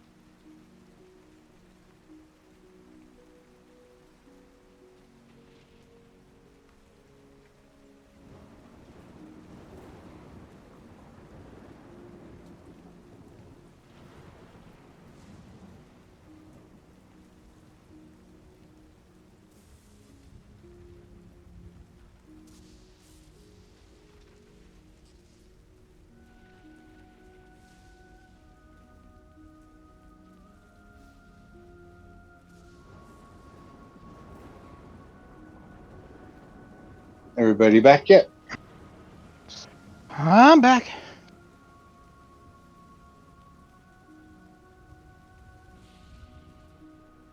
I'm here. I never left.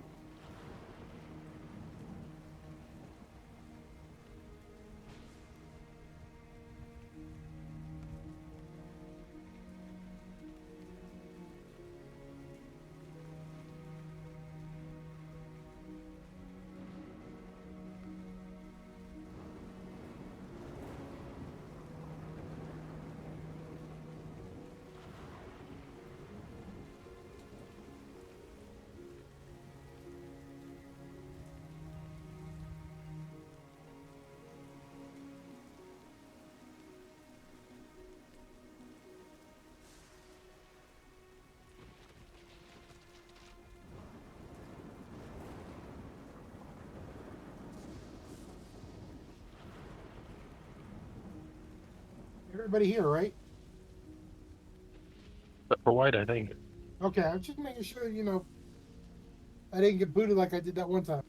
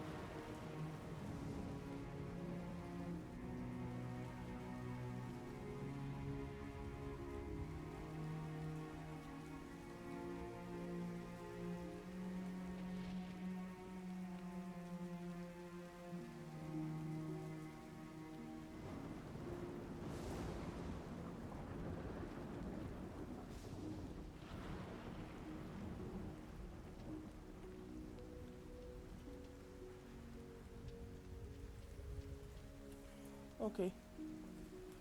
So everyone's here? Here. Here. Yeah.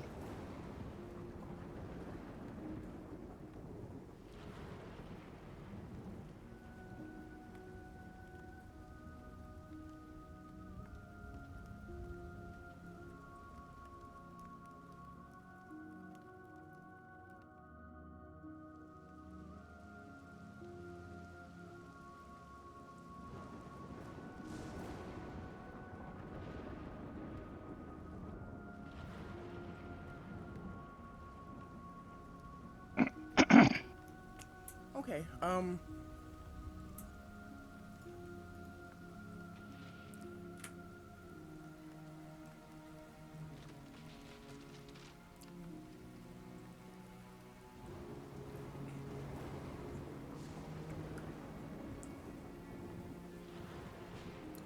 the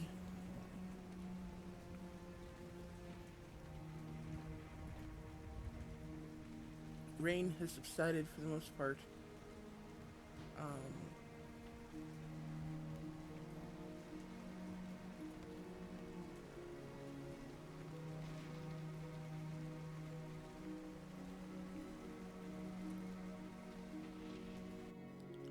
you still got a light rainfall, but it's nowhere near as bad as it was before. Um,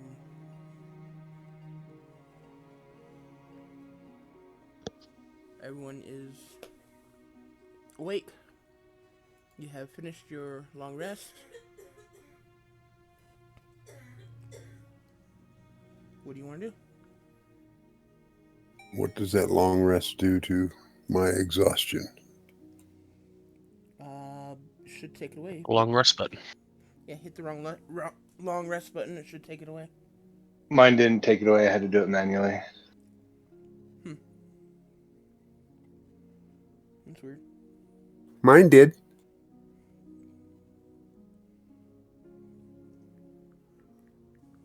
Okay, I'll collect my bedroll from our charges and try and wring it out as much as I can before I fold it up. I kind of hang it from the back of my pack, so maybe it'll if it ever quits, it'll dry out.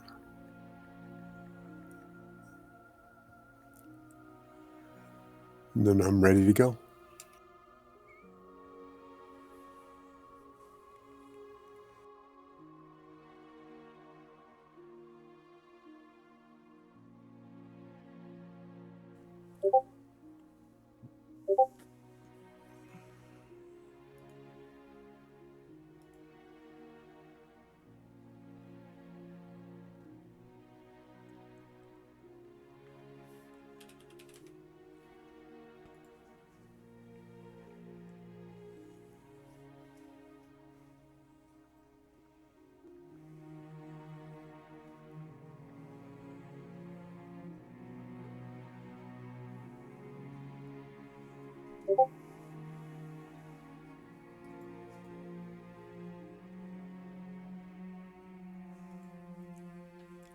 Okay, so you guys all ready to go? Yeah. I am.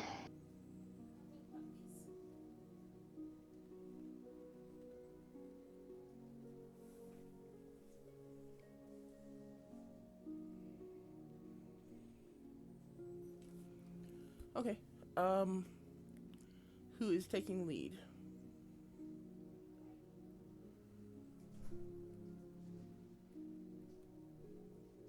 I cast guidance. Who's ever leading? I'll still take the rear. Okay.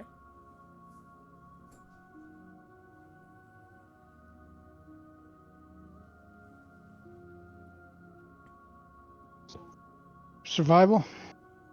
Yeah.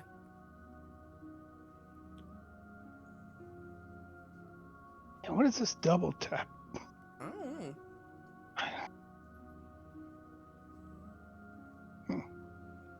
Maybe that's a indication of your day job. You need to start worrying about.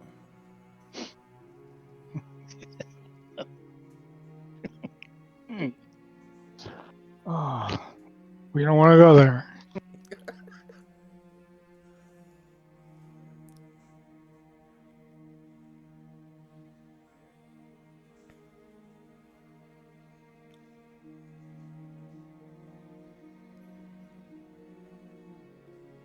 Okay, you are taking the lead with a 6.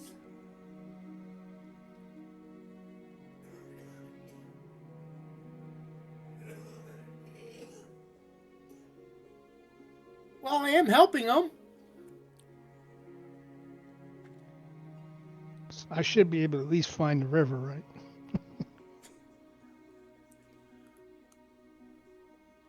Maybe. River runs through it. The river runs through us.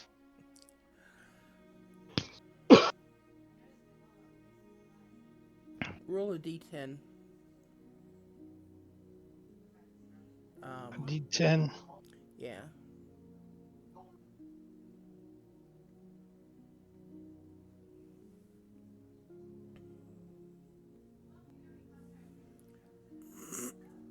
Boy, did you luck out.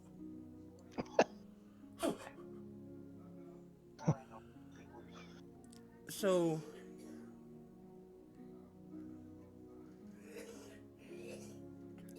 you are looking around, basically scanning the horizon.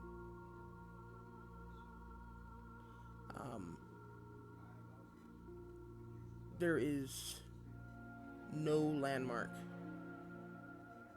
to give me any indication of which direction is what. And the sky is overcast, so you can't tell where the sun is. You have no way of knowing what direction is what.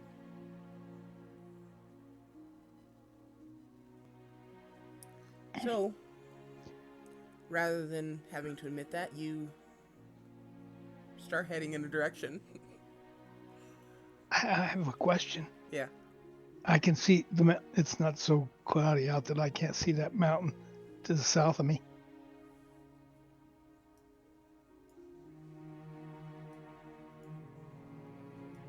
let's say it is. Just because you rolled a 6, Yeah. dude. You rolled a 6. You're not paying attention to the mountains in the distance. You're paying attention to the wasteland that you're standing in.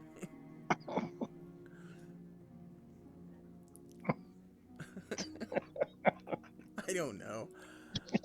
See, I'm sitting here trying to give you a reason for not knowing which direction you're going, but no, you had to try and break it.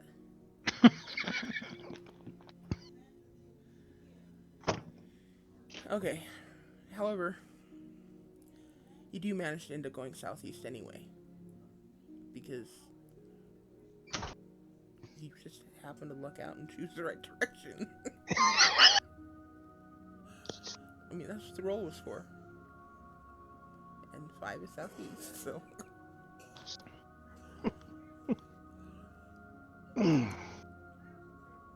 Well, I get lucky at something anyway. Make sure ain't my rules. Okay, so you continue traveling through the day.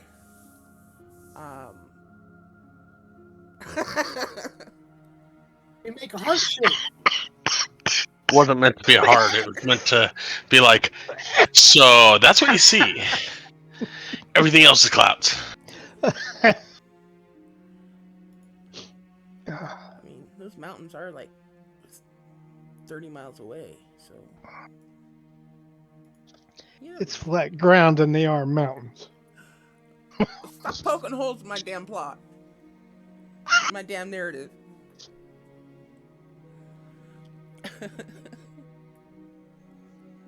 Okay. We got our first PK coming.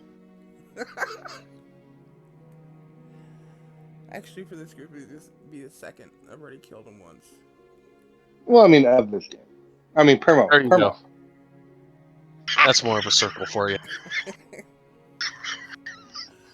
Wow, that was weird. It just went completely dark Dang. on my screen. Because I'm zoomed in.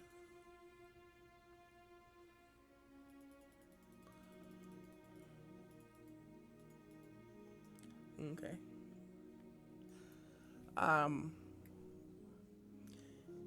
You continue traveling. It's a pretty quiet day outside of the rain falling. And the rain itself is actually lessening little by little. Eventually, it's just a light sprinkle, and then by midday, it's gone altogether.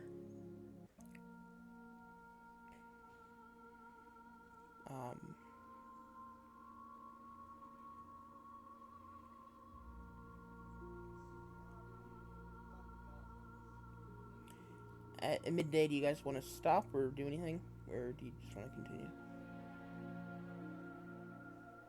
I keep on moving. Actually, you know what? I take that back, because you guys woke up about 2 o'clock in the afternoon, so it wouldn't be midday, it'd be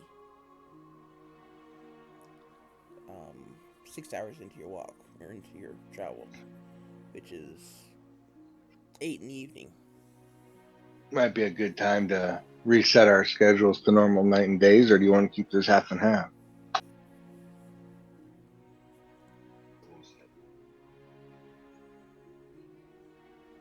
I want to get back to the clan hall. Worry about time lag after that.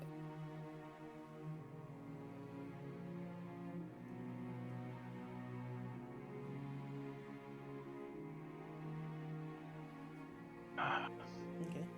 I think we ought to plan the trip so that we we hit the river in daylight.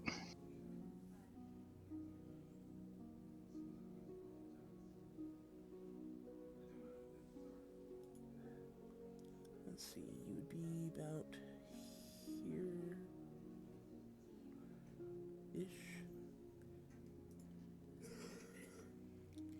It's roughly 60 miles from you.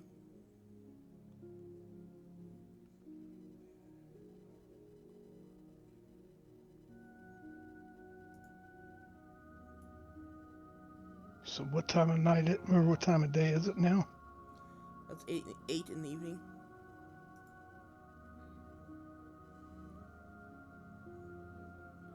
It's roughly 60 miles from you, and you guys travel approximately 30 miles a day, give or take.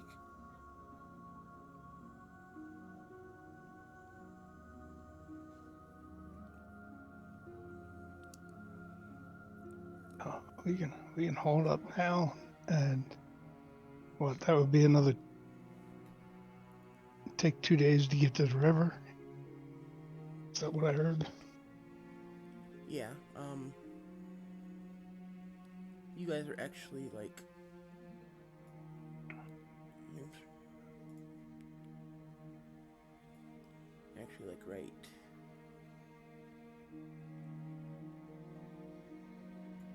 there-ish.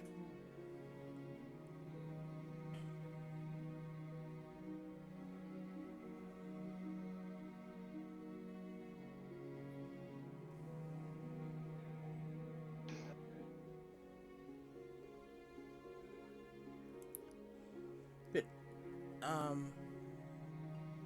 if you were to travel as normal, you'd be hitting the river about 8 o'clock day after tomorrow in the evening.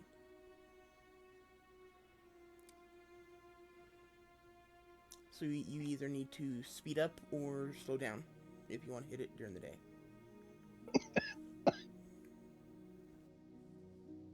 Well, we can only move as fast as our slowest person.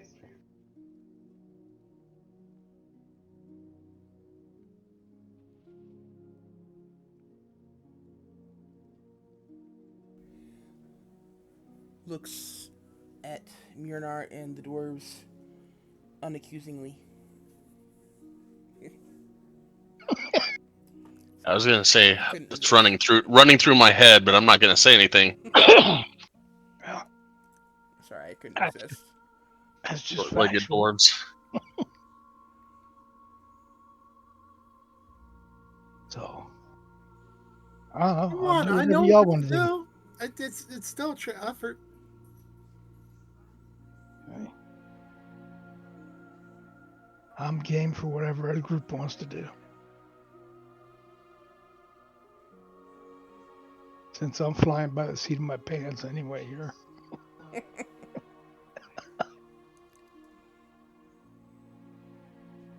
How are the elves? Or yeah, the elves. Yay, the dwarves turned into elves. How are the dwarves looking?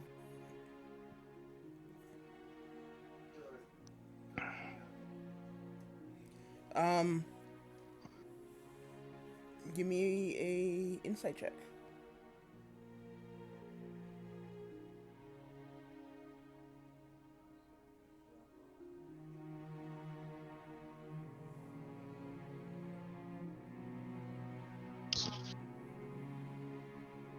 I'd try.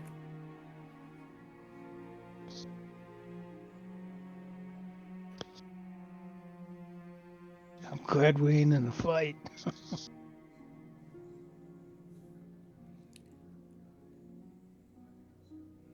Um,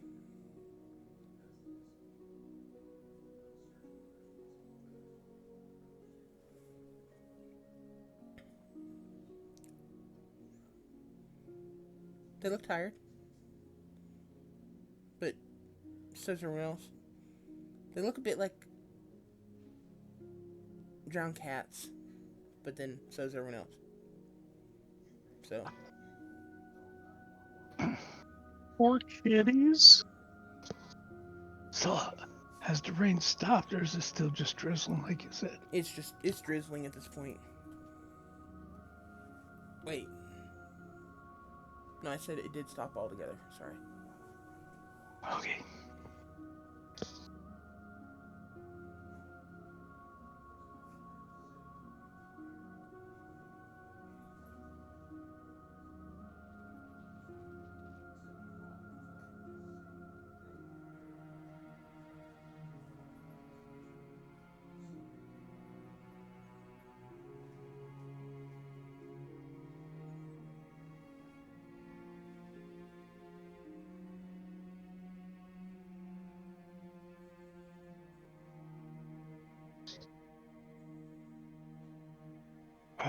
if we're gonna stop, I might as well start setting up camp.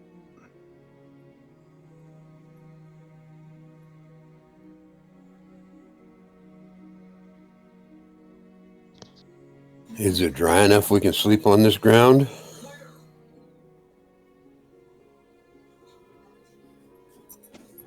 Or is it still a soggy mess?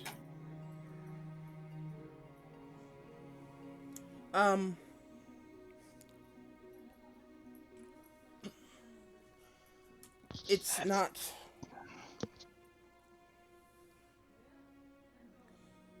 There's not standing water, but it's not exactly dry.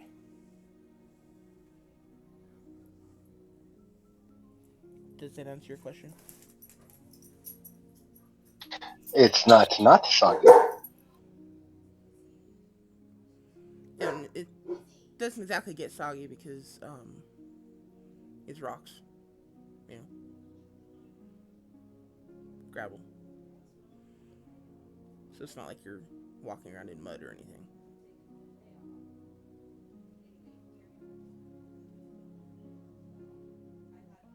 But if I put my sleeping bag down on the ground, is it going to be soggy through and before I even get a chance to sleep? Probably not. Okay. It's probably still down from last night though. Just FYI. Yeah, I'm sure of that. I'll go ahead and unpack my sleeping roll and give it to the dwarfs.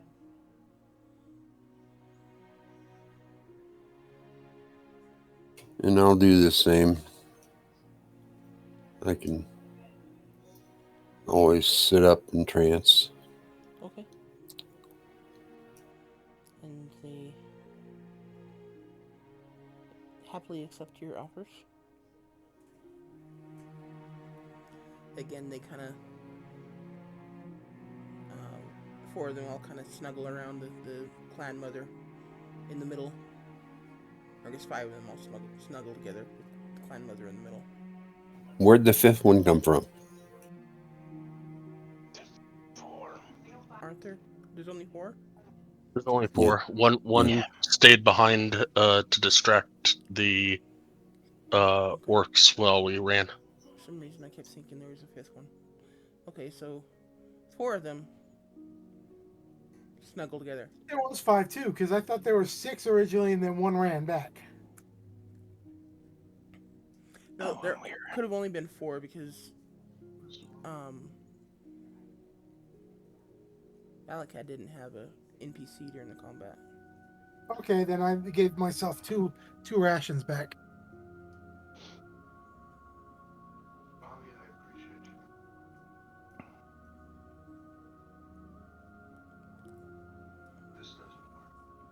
Okay.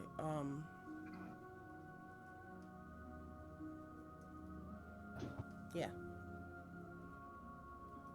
So the clan mother just kind of bows her head towards you and thanks you as they accept the rations and the bedrolls.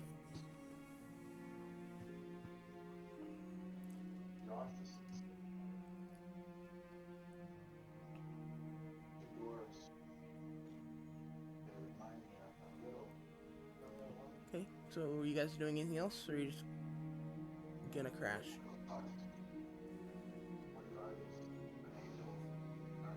I'll help with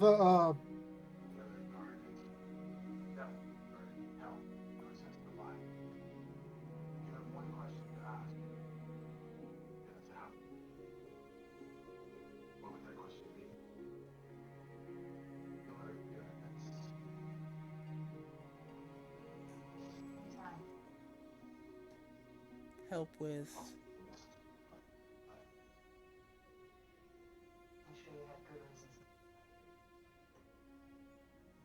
blank, so never mind. If we go ahead and bed down now, we can get our 8 hours and be up before daylight. And that would help us to gain on the time we need for getting to the river in daylight. Okay. That works for me.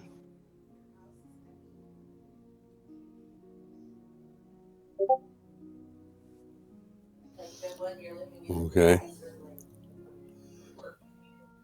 Am I taking the first watch again or somebody else?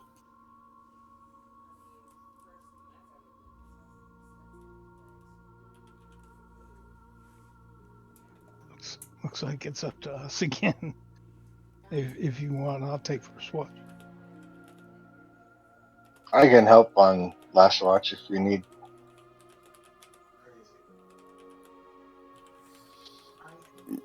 Yeah, well, thanks for the offer, but mine are both 4 hours, so we don't need a third person unless you can manage 4 hours. Well, I mean, we were doing doubles, but we're not doing that anymore. Yeah, well, I don't think we need to do doubles. no, I don't either. At least I hope not. I guess we'll find out, won't we?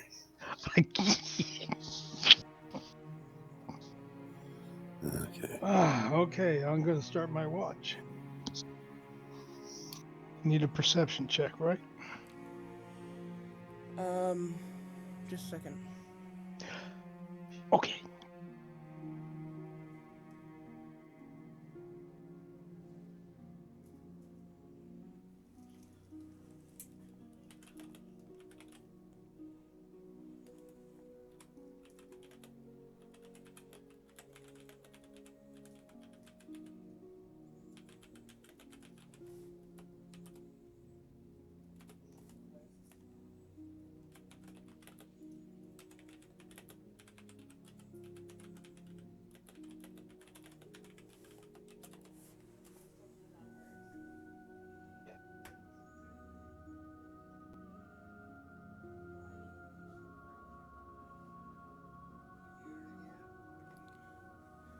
No, I'm not muted.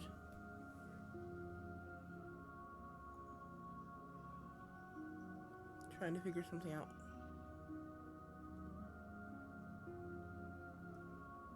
The answer is we can fly.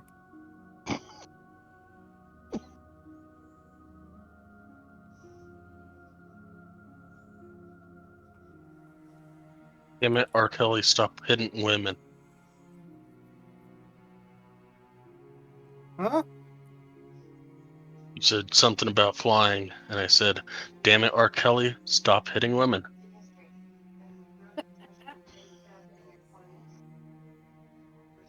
I believe I can fly. Oh, Bam, bam. is he the one that sings that? He's the one that sang that, yeah. And then he's also the one that beat the shit out of a bunch of women. Okay.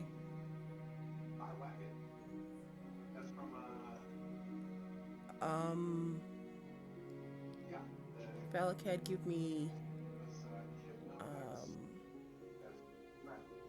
3 checks with your alchemy supplies.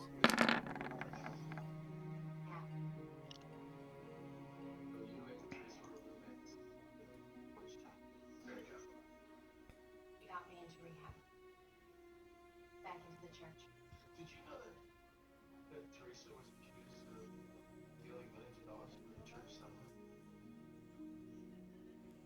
Okay, Yeah, I know. It doesn't make sense. There must have been. She didn't have a lot of experience. the first one, as you're making it, Johnny's pretty cute. How about him? a sudden crack of thunder startles you enough that you almost fumble it, but you manage to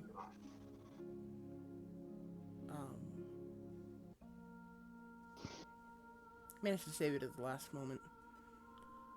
The others are relatively easy. This will take you about an hour and a half to make these 3 tinctures.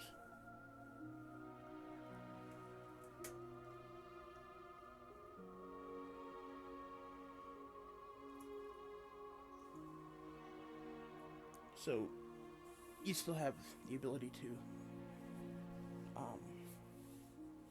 get a full night's rest. Sounds good.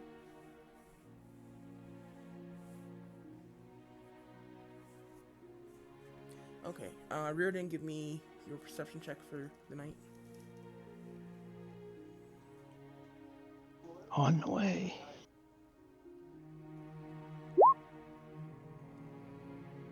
Okay.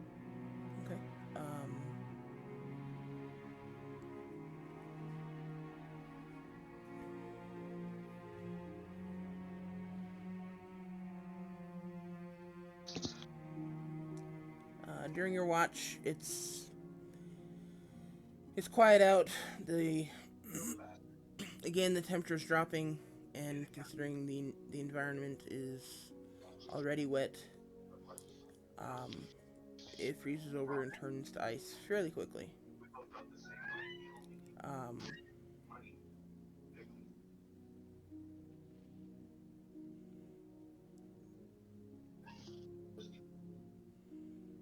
It's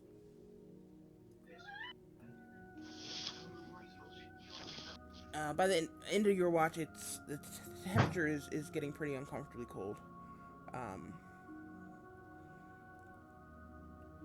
Another thing you do notice during your watch, though, is that the clan mother does not sleep.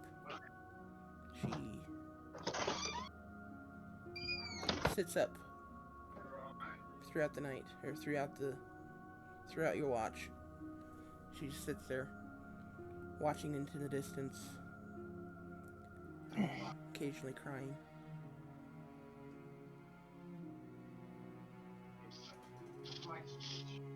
And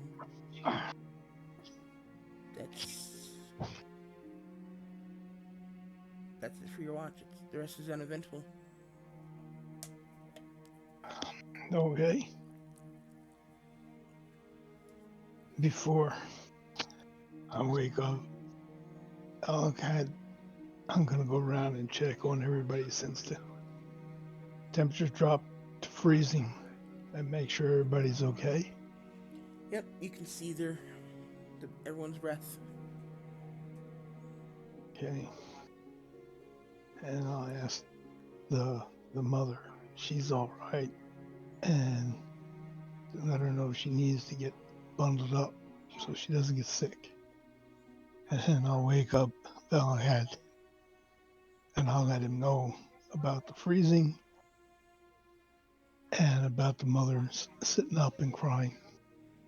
I will mumble at you as I turn back over and fall back asleep. Oh, sorry.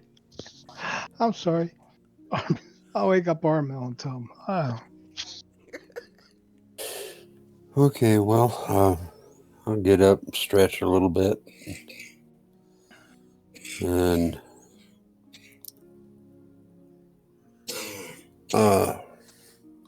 look around. And as Reardon said, I see that the clan mother is apparently awake, sitting up and looking very sad. And with that, I tell him he can go on to his rest and I'll take over. Oh. Before I go, in the morning, we can light some torches instead of fire before we get on our way and let people kind of warm up. That sounds good. All right. See you in the morning. Peaceful watch.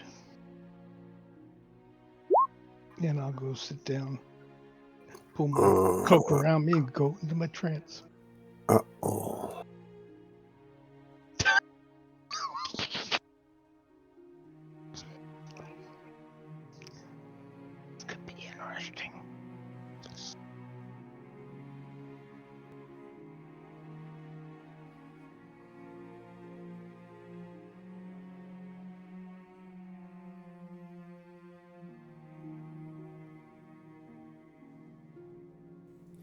Aramel, as you are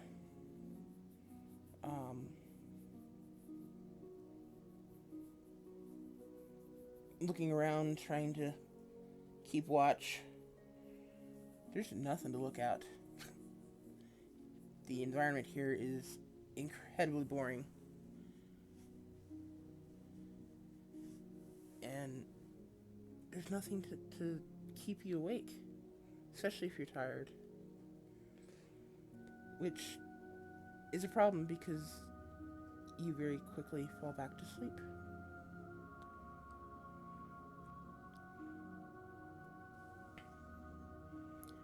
However, you're lucky because the clan mother is still awake.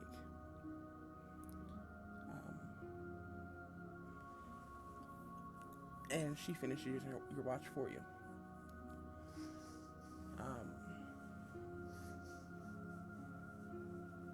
After approximately 4 hours, she goes around and starts to wake everyone, starting with Aramil.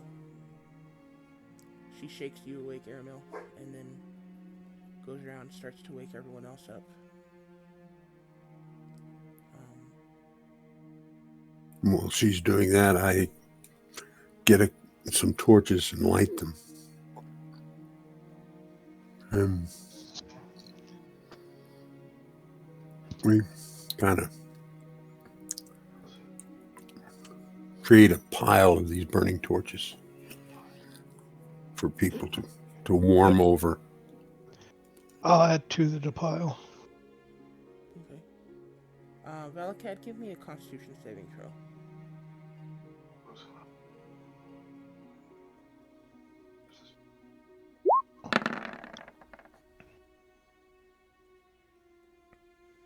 Okay, you find it very difficult to wake up this morning.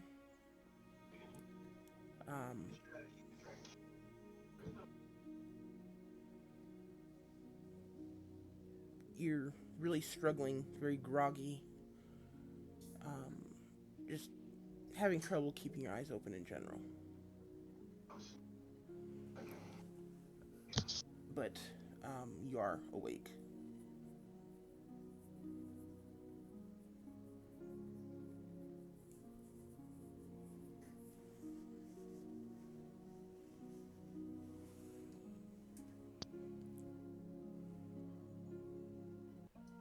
I stepped over next to the clan mother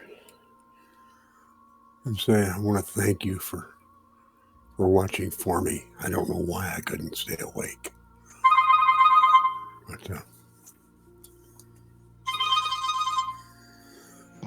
I will. Go ahead and take care of that chirping noise and we'll talk later. The bellbird is calling.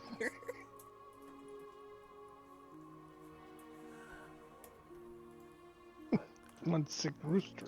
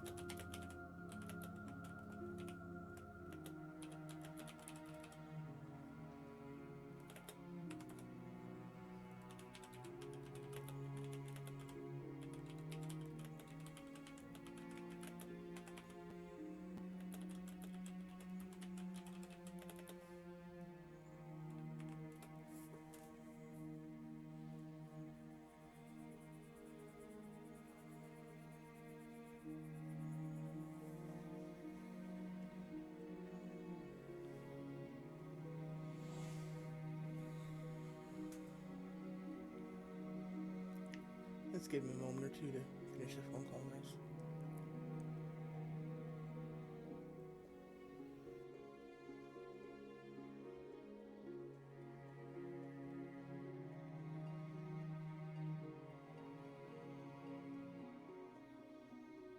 Did you say something? Something. I just said let's give him a moment or two to finish that phone call. Is that Okay. It was your sister. okay? Hi, sister. She's already gone, but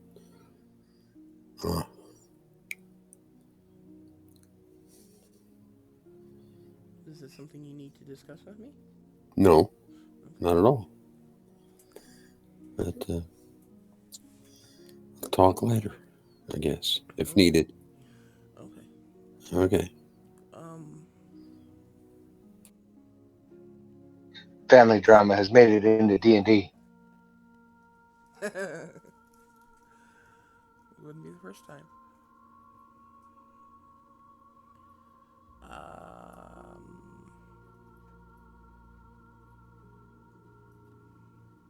Okay, you said something to the clan mother. I'm afraid I don't remember what it was. Do you remember? I just thanked her for covering for me on finishing my watch. And then I said, I've noticed that you've been sitting there very sad and occasionally crying through the night. And I'm concerned, is there anything I can do to help make things better? Do you want to talk to me?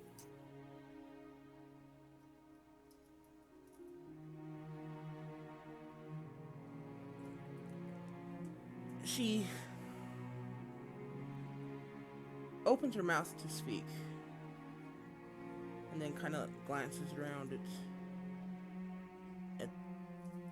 the others. With her eyes lingering a little longer on the 3 other refugees with her, before she kind of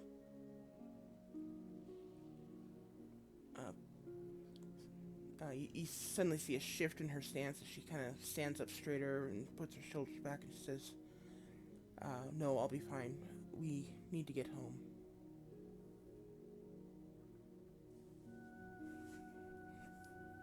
Okay.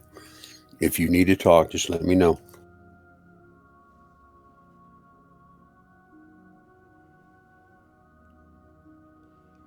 And she kind of softens a little and says,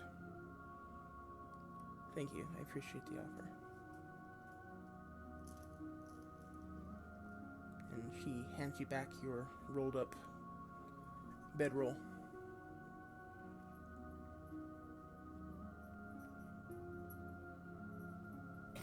Thank you. And then takes the other one back over to Reardon. And I thank her. And I'd go ahead and tie it on my back.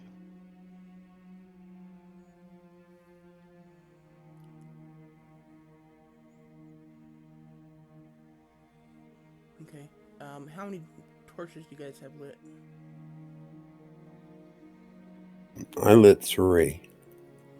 And I put 2 by those, okay, in case we needed to put more on. Okay. Each of the dwarves will carry a torch, since you guys are carrying equipment. Just trying to do their part. All right.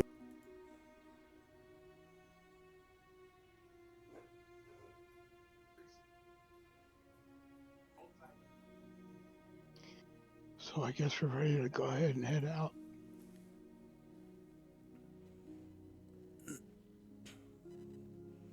Okay.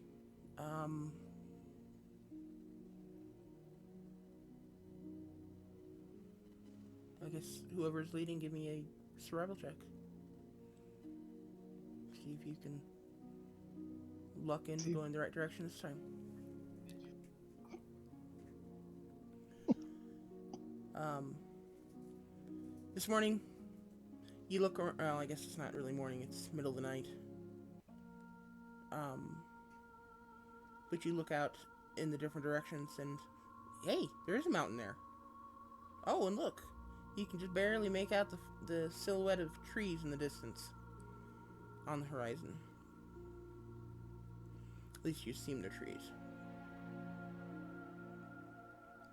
So, you can make a fairly decent guess as to which direction to go. Let's see, this would put you... It's roughly 2 o'clock in the morning as you guys are waking up now.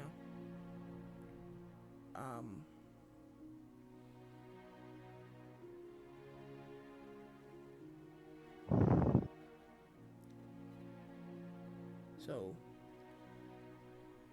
you have another 4 hours or so, 5 hours or so of dark.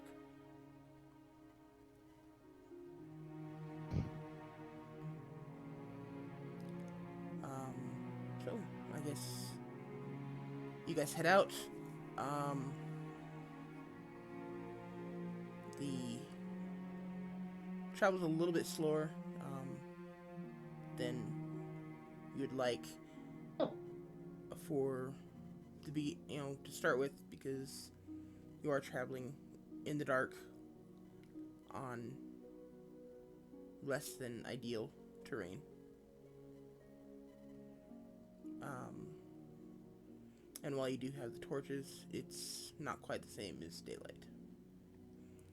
So it is a little bit slower than you'd like, but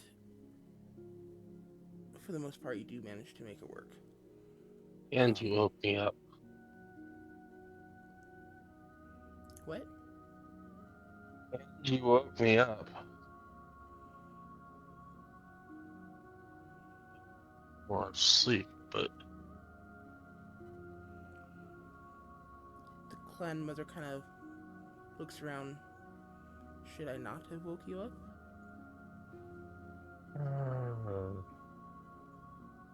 no, I'm good. You're sleepy.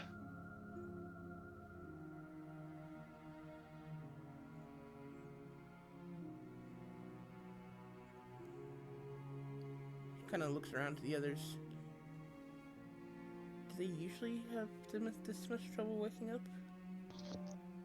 No. He is a special case, clan mother.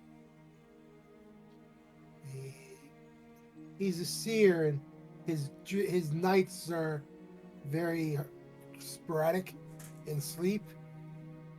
So he to clear his to allow him to sleep, he takes pills. And Tincture. what? Tinctures. Yeah, it's like potions. Okay, he takes potions, which makes it harder for him to wake up, and it drowses him out a little bit harder, easier.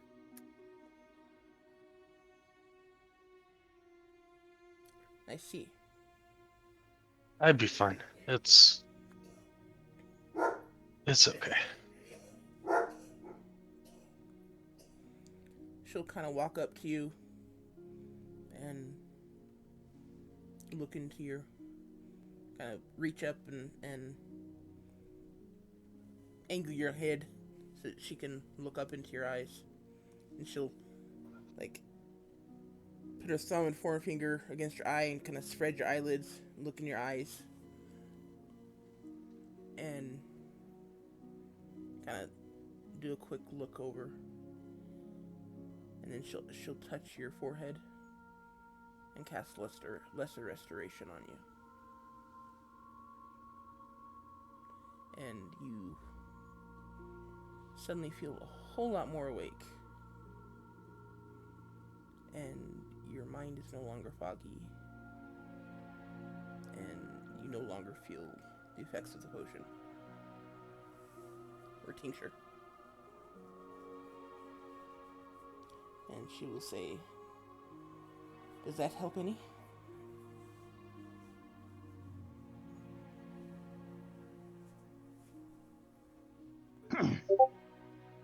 Yes, that helps. That helps a lot. Thank you.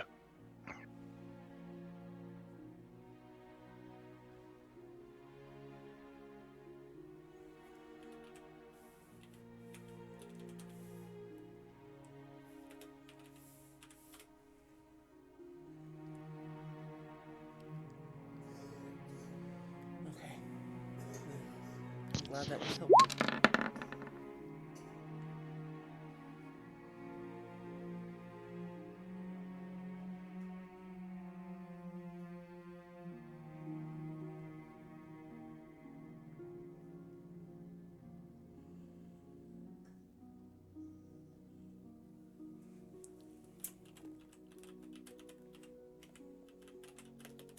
Is all my gear together?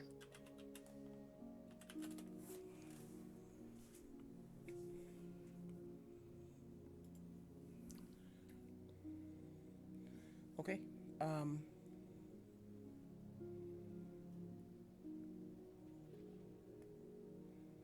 You guys continue traveling. Um.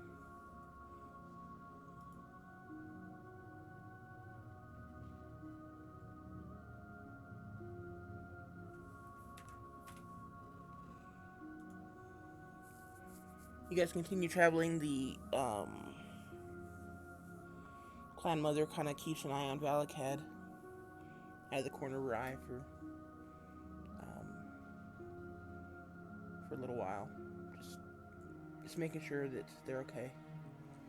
Um,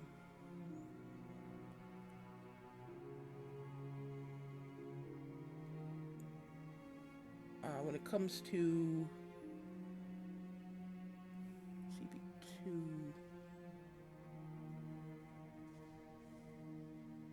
well, there are two events that would happen between now or after this point. One would be sunrise. Uh, at sunrise, do you guys want to do anything specific, or do you just keep traveling? Let's keep traveling. Yes, keep moving. Okay. Um, that would be 4 hours after you guys got started. So, are you guys going to light new torches every hour, or? The torches was so to Torches warm only last everybody an up. hour. Right. It's just to warm everybody up. Okay, so just the first hour? Okay. Yeah. Okay. So, those 3 torches then would be marked off. Any others that were in the pile can be returned to your character sheets.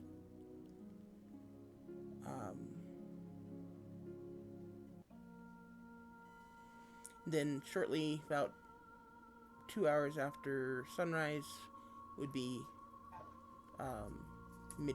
midway through your travel, your normal travel time. So it'd be 6 hours, lunchtime essentially. You guys want to stop at midday or mid travel time, whatever you want to call it? I look over at the clan mother and say, shall we stop for a midday meal, or do you want to just keep going?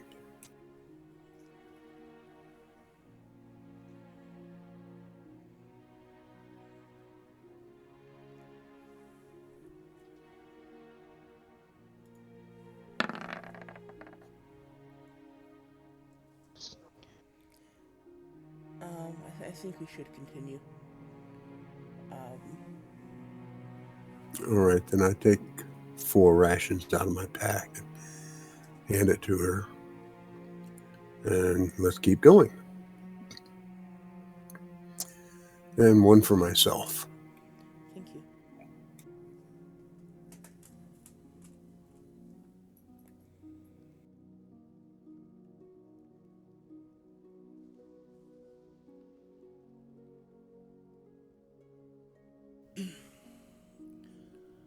um,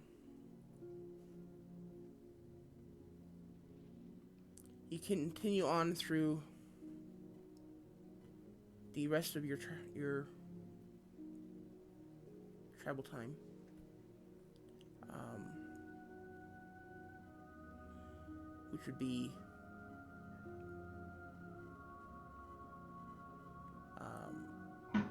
your normal travel time would end about two between between 2 and 3 in the afternoon. Of course, you're welcome to continue traveling if you wish.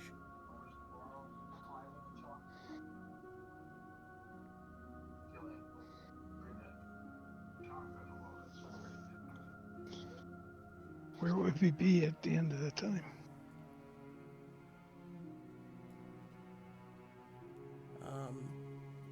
At 2 o'clock, you'd be about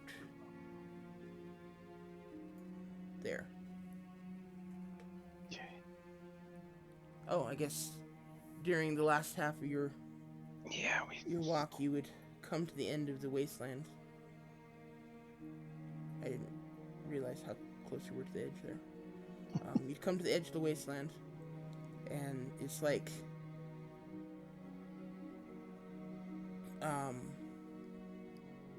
walking through a doorway. You just go from this grayish rock environment into this grassland with this tall brown and green grass and actual dirt on the ground. It's almost like somebody drew a line in the ground, and once one step you got gravel, the next step you got earth under your feet.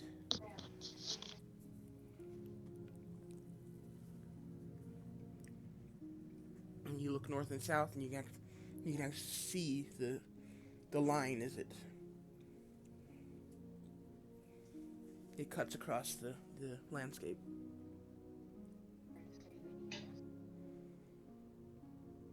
Can we see the river from here?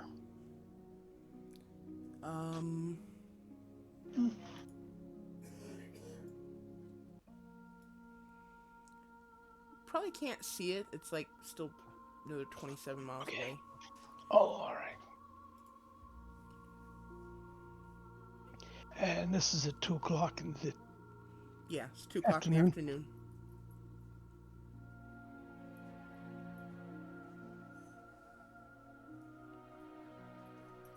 So if we travel until 5.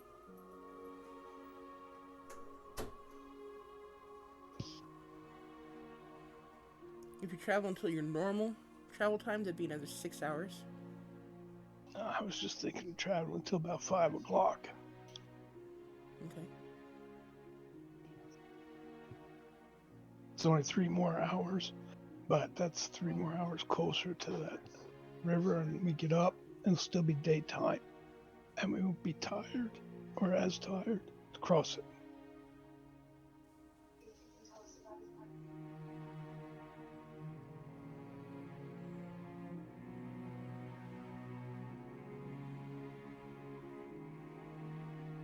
Well, it's up to you guys. But good for another 6 hours. May as well. Yeah. All right, we'll go to another 6 hours. However we do this, if we shift back to our normal rest period,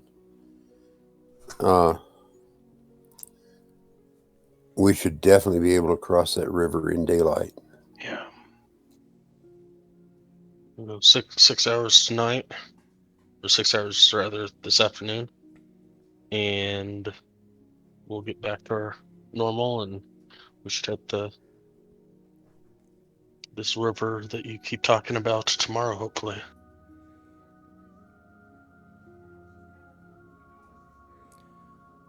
Yeah, normally you'd have 6 more hours to travel, and then you'd have 4 hours of downtime, and then 8 hours sleep, and then you'd wake up your normal time.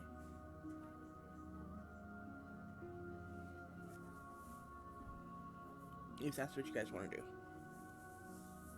I follow the team. We should look for Before signs you of get me. that wildlife, so we can do a little bit of hunting as we walk. Oh, I know what. We're in this area. While we're doing this, do we come across the body? What body? There is no body. What? Oh, Yeah, somebody remembers. That's why I'm just saying. yeah. I'm not saying. I know what you're talking about, but there's no body. Didn't he bury We're or something? we're nowhere near it. Yeah, Oh, okay. that was on the other side of the river, wasn't it? Yeah, that was way over there where about that box is. Yeah. Okay. Never mind. Then. I thought it was closer to where we were at. Sorry. Something we should also do as we're continuing to travel is start collecting the sticks and twigs so that we can build a comforting fire tonight. And, you know, the orcs and goblins may still be following us. What's that?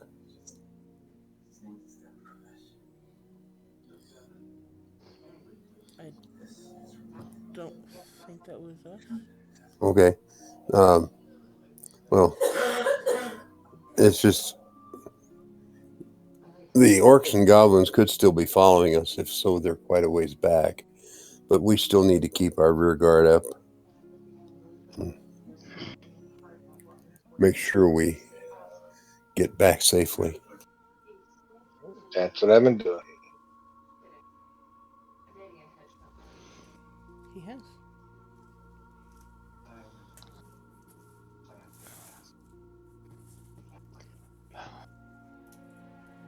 Okay, so let's keep traveling.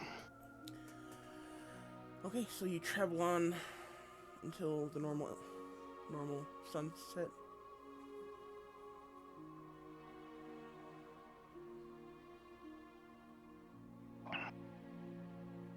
All right. Um, As a surprise, you have to work for SotM? Good. You know, I started a side.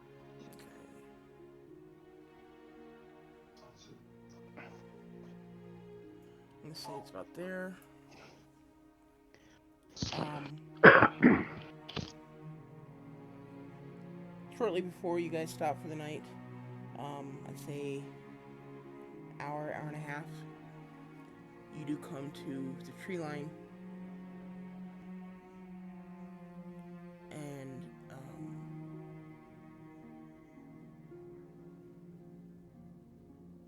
as you enter the forest, you do hear the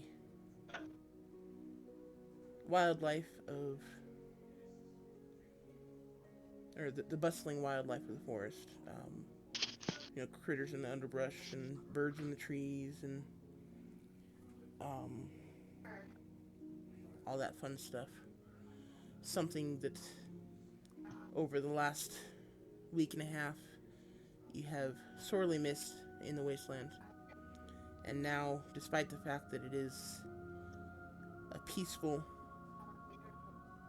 forest environment, it sounds very loud to your ears, though not unpleasant, I imagine.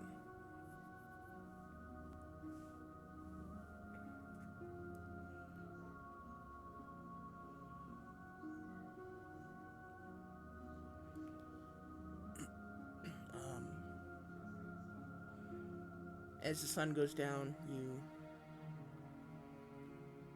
stop for the night. What do you guys want to do for? I'm gonna attempt to do a little hunting. Okay. I'm gonna go hunting. Okay, two hunters? You guys going together or separately? I collect firewood. Why don't we split up? Okay. One go north, one go south. Which direction you want to go? I'll head north. All right, I'll go south. Okay. Um, Rudin and Durkar, give me survival checks, please.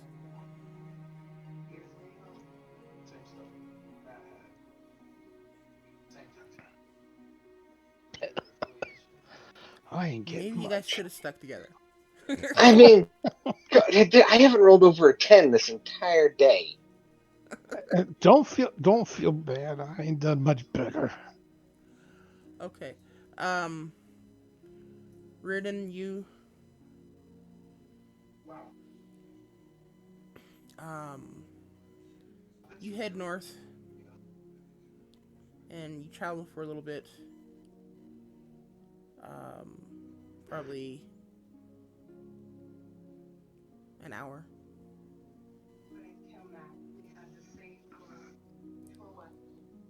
And you just, for life of you cannot find anything, any game, any prey. How long you want to keep looking, Rudin? Oh, that's long enough.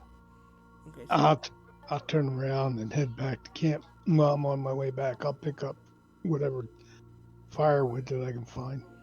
okay. Are you gonna take the same path back or different path? I'll take a different path back. Okay. Um, Go and give me a perception check.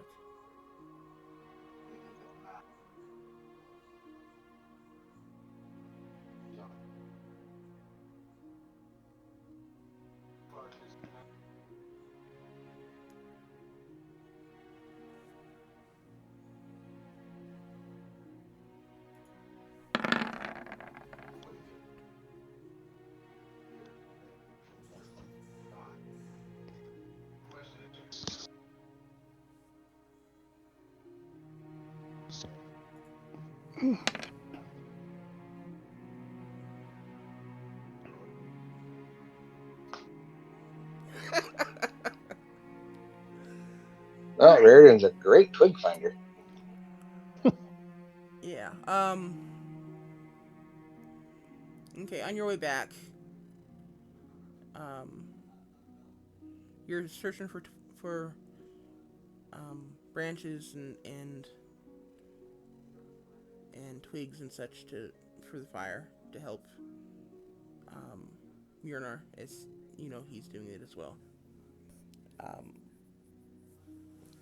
you are walking, and as you're walking, you just kind of get this pit in your stomach, and you know that instinct that you have that something's just not right. Something's going on, and you kind of um, heighten your senses or whatever you want to call it. Kind of take a moment to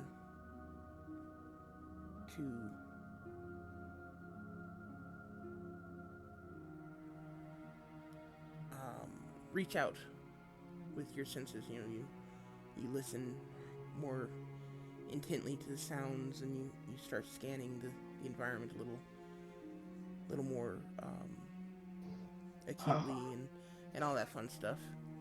And uh, I stop, close my eyes, and listen. And trying to see if I can hear anything that gives me direction. And then open my eyes and start to scan. okay, you're not hearing anything, but when you open your eyes and start to scan, you're kind of slowly continuing to walk forward, and you're about to take a step, and you kind of, for no obvious reason, you just glance down and freeze, because your foot is right over the triggering mechanism of a bear trap. If you would have put your foot down, you would have gotten caught.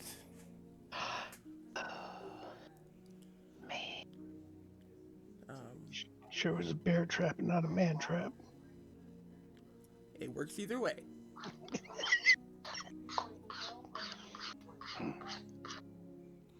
So, you looked out and avoided that. Um, Except, isn't a man trap female? he's not wrong.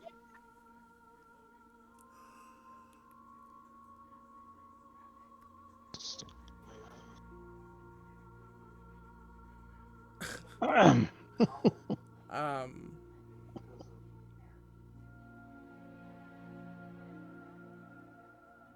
I guess that depends on the gender preferences when you're trying to trap. But that's a whole different conversation. All right, that's just Sorry.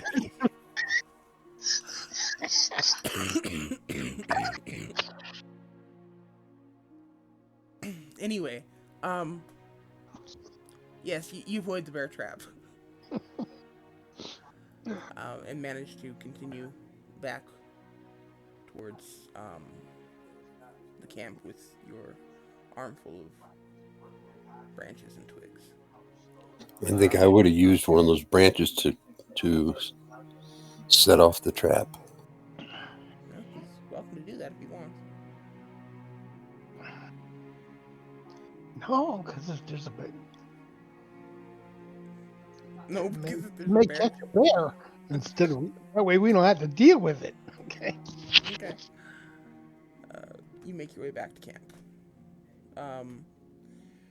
Durkar, you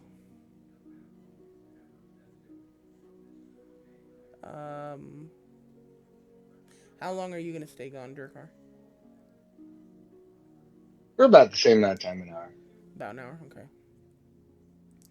Okay.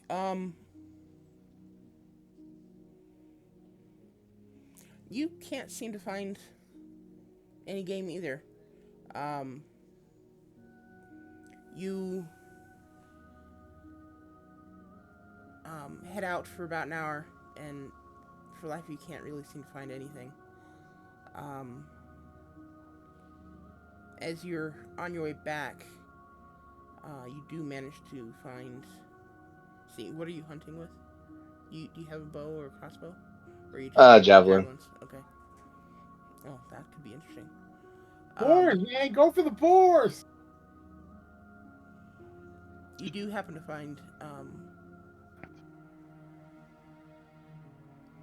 couple of rabbits that are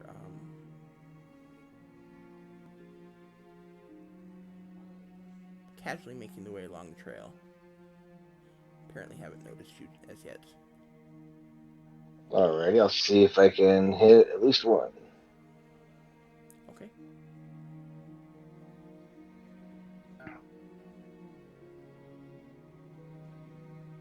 Go ahead and... Okay, that hits. Do you want to try to hit the other one? As well? Okay, that does not hit. A rabbit has an AC of 15? What? Dude, those things are fast, dude. You try hitting a rabbit with something I you're have. I throwing. hit it with With a javelin? You hit it with what? I don't know with BB guns, but anyway.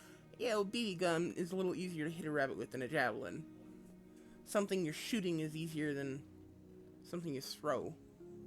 In my He opinion. travels faster than a huge wooden stick with a heavy metal object at the tip. Yeah, I think. Yeah.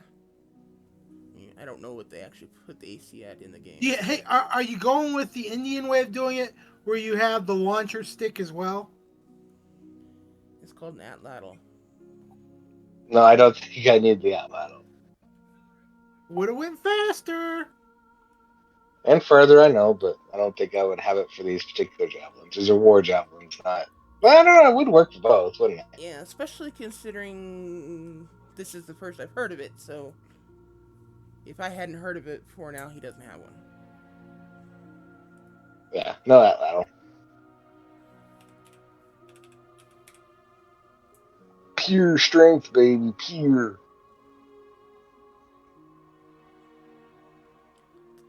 Rabbit isn't in the compendium? Not. I just checked as well. Make it a jackrabbit. Is it a hare in there, maybe? Yeah, there's a hare. That's weird.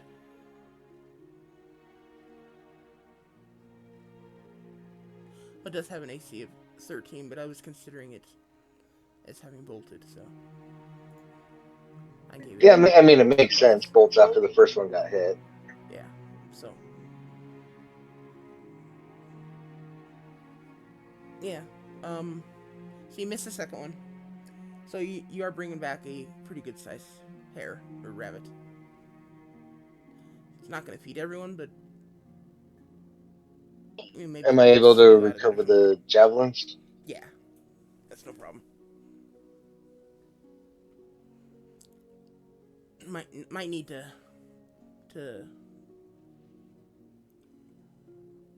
smooth out the tips a bit, but yeah, no big deal. Nothing I you can work can't do that. in your downtime. Murnar, you said you were going to look for firewood, so give me a survival check. Aramil and Valcad, are you doing anything during your downtime? During the 3 hour I'm downtime? going to go out and search for herbs for 3 hours. Walk hour and a half out that way looking for healing herbs, and then when I go back the hour and a half, I will look for sleeping herbs. Okay. Murnar, survival check, please.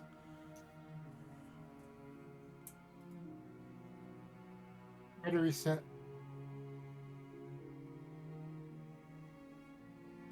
It's already sent. There it is.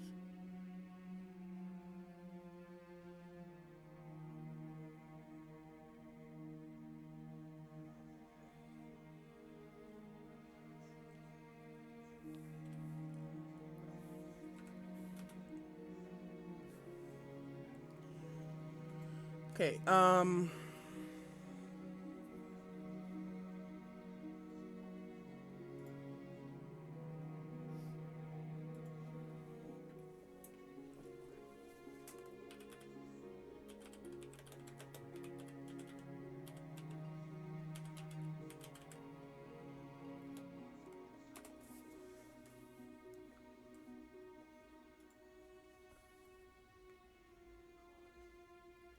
see, you find plenty of firewood. Um, for the majority of the night, and combine that with the firewood that Reardon brings back, you should have a comfortable fire for the night. Nice. Maybe even some extra in the morning for I'll whatever collect. reason. I'll collect it for the following day so that we have it if we need it, or if somebody wants to make arrows at it or whatever. But I'll make sure I get the fire nice and warm for us since we've been cold for the last couple of days or Yeah. hot. So I want to make it just perfect. Okay. Um.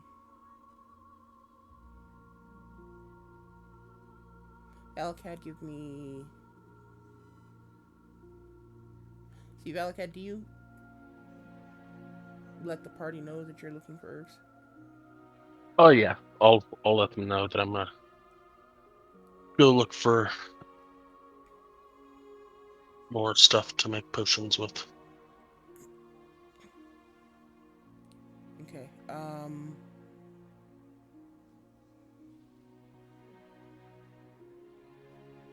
Cerelia will approach you before you leave, and she will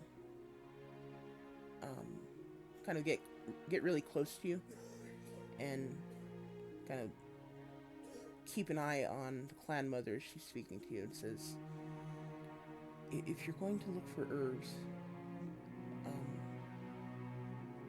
if you happen to see any herbs for tea, maybe something that might help the clan mother sleep,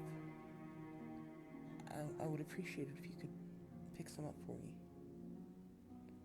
I don't believe she's been sleeping as well as she should be.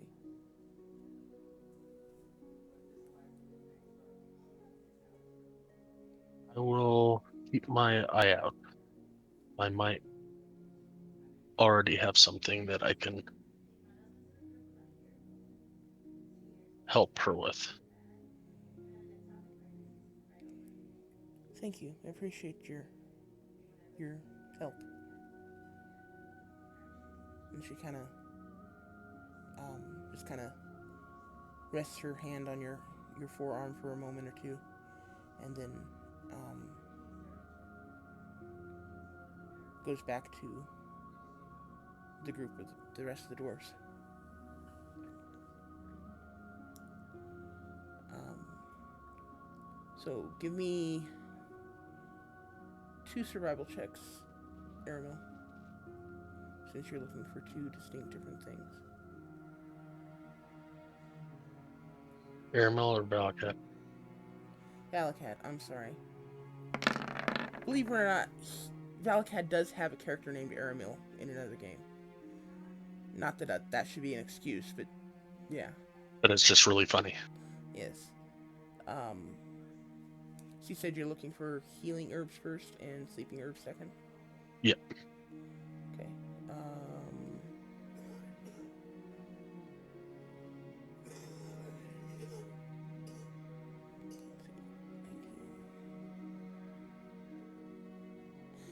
You said an hour and a half? Yep.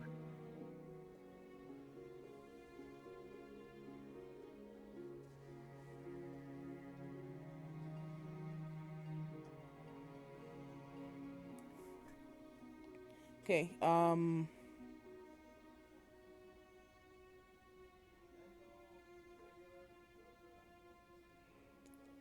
you should find enough herbs for 5 potions.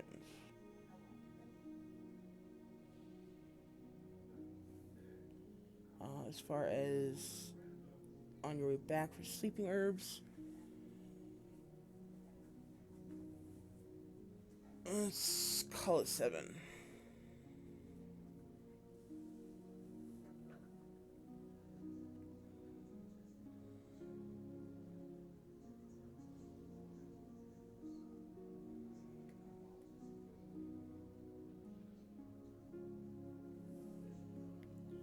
And Aramil, is there anything you would like to do during this time frame? Well, yes.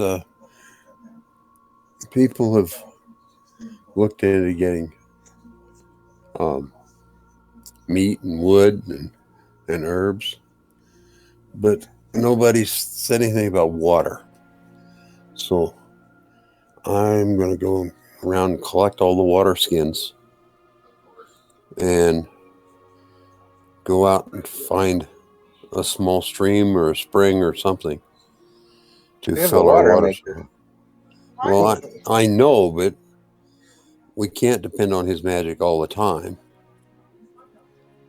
Besides that, fresh water might actually taste better.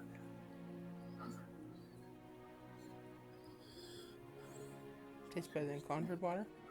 Yeah.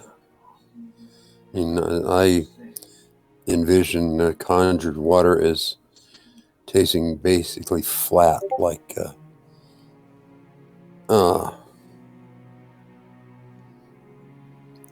when you get distilled water, how flat it is because it doesn't have it. There's nothing in it but water. Yeah, it's not. It's not been aerated. Yeah, that's the word. Uh-huh. Well, I understand what you're saying. yeah, but I'd like to do that, and I've got the skills to be able to find enough to support us. Okay, how long do you want to spend doing this? Oh, an hour and a half, I guess, about the same as everybody else. Okay. Go and give me a survival check.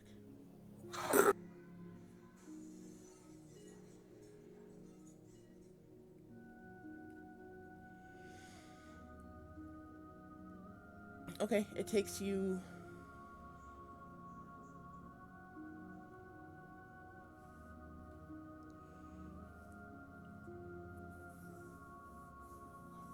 probably about 45 minutes before you do find a small spring. Um,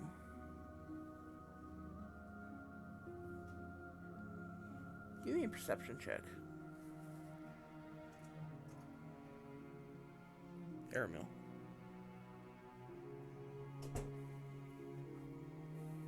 Okay. You approach the spring and you're filling your water bottles. Or water bottles. Water skins, sorry. And you're getting up to head back, and just as you're turning to just turning around, just out of the corner of your eye, you see the silhouette of a humanoid, about 4.5, 5 feet tall.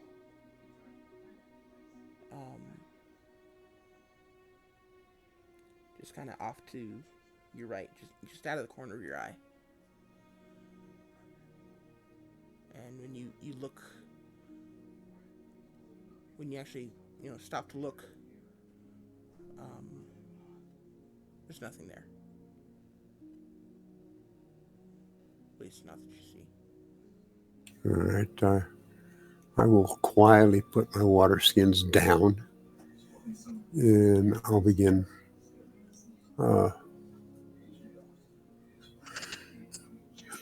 stalking whatever this might be. And, How do you do that? well, What is your first step? is to use my stealth skill, Okay. and then I guess take out a dagger and. How do you break your line of sight?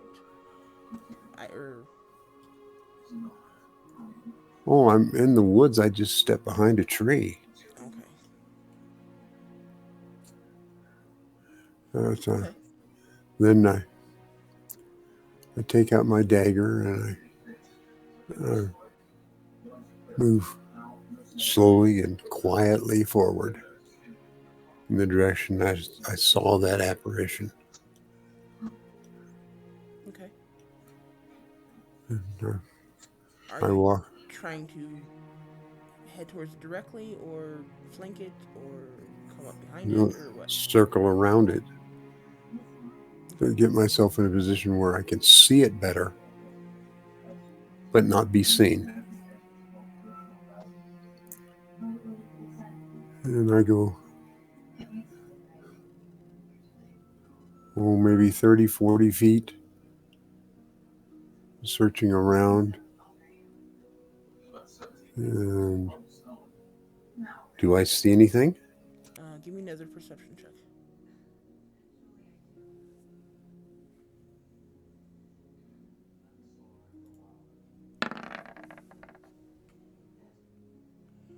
Okay.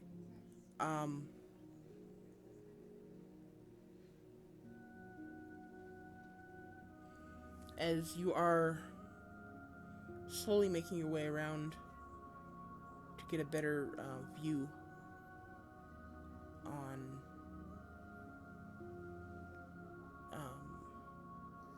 the location you saw this silhouette,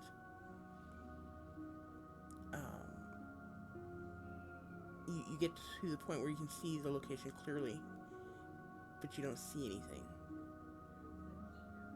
And after after a moment or two,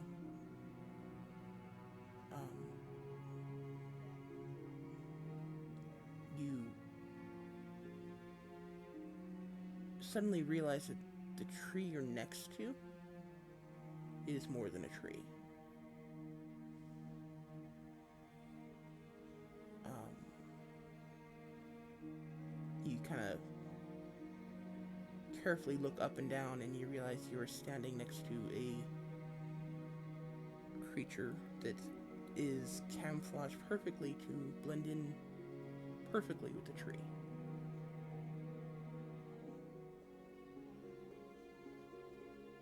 All right.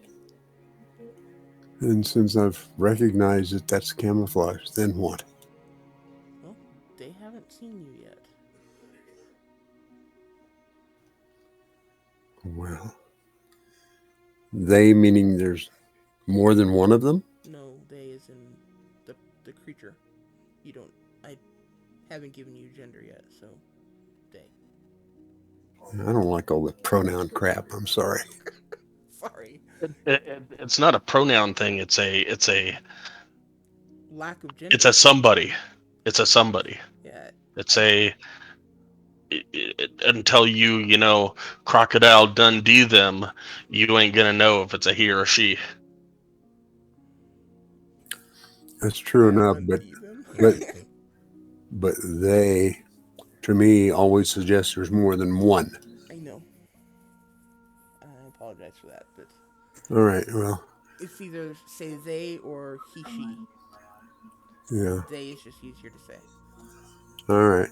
Fine.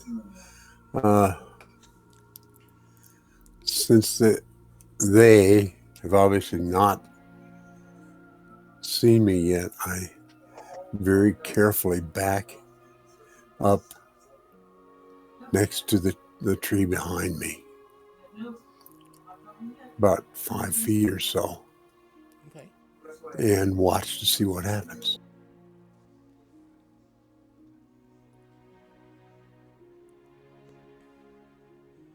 Okay. After. Well, how long do you watch? Oh, anything up to 30 minutes, maybe? Okay. After 2 or 3 minutes, um, the creature separates itself from the tree and stepping away from it. And the creature is humanoid. Um, as they step away from the tree, their skin suddenly looks a lot less like bark and just has this kind of um, light brown coloration to it. And the hair no longer looks like branches with leaves, but is kind of a dark green, forest green color. And she is very, very distinctly female, um, as she is completely naked. Ah! Um, but she steps away from the tree and kind of takes few few steps away and looks out into where the water bottles are laying on the ground, or water skins are laying on the ground. Um, and then seeing them laying on the ground, she kind of starts to look around, probably trying to find you.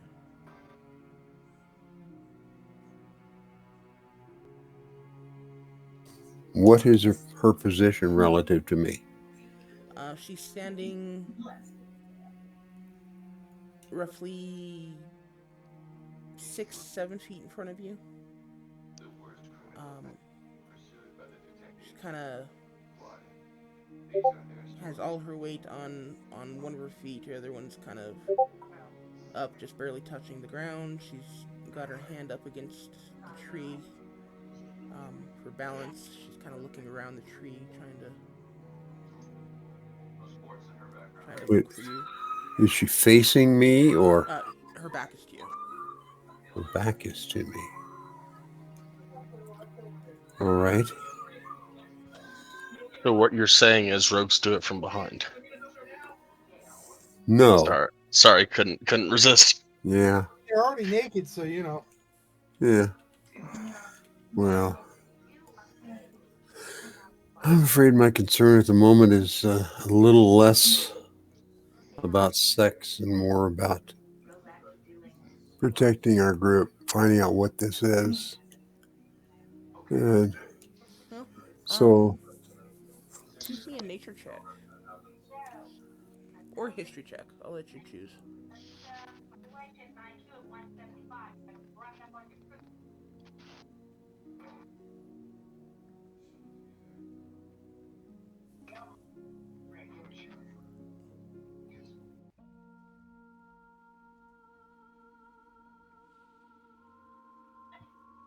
Oh, it's after 10 o'clock. so it is. Maybe we should call it a night or session. Leave it on the cliffhanger what this creature is. Whatever works for you.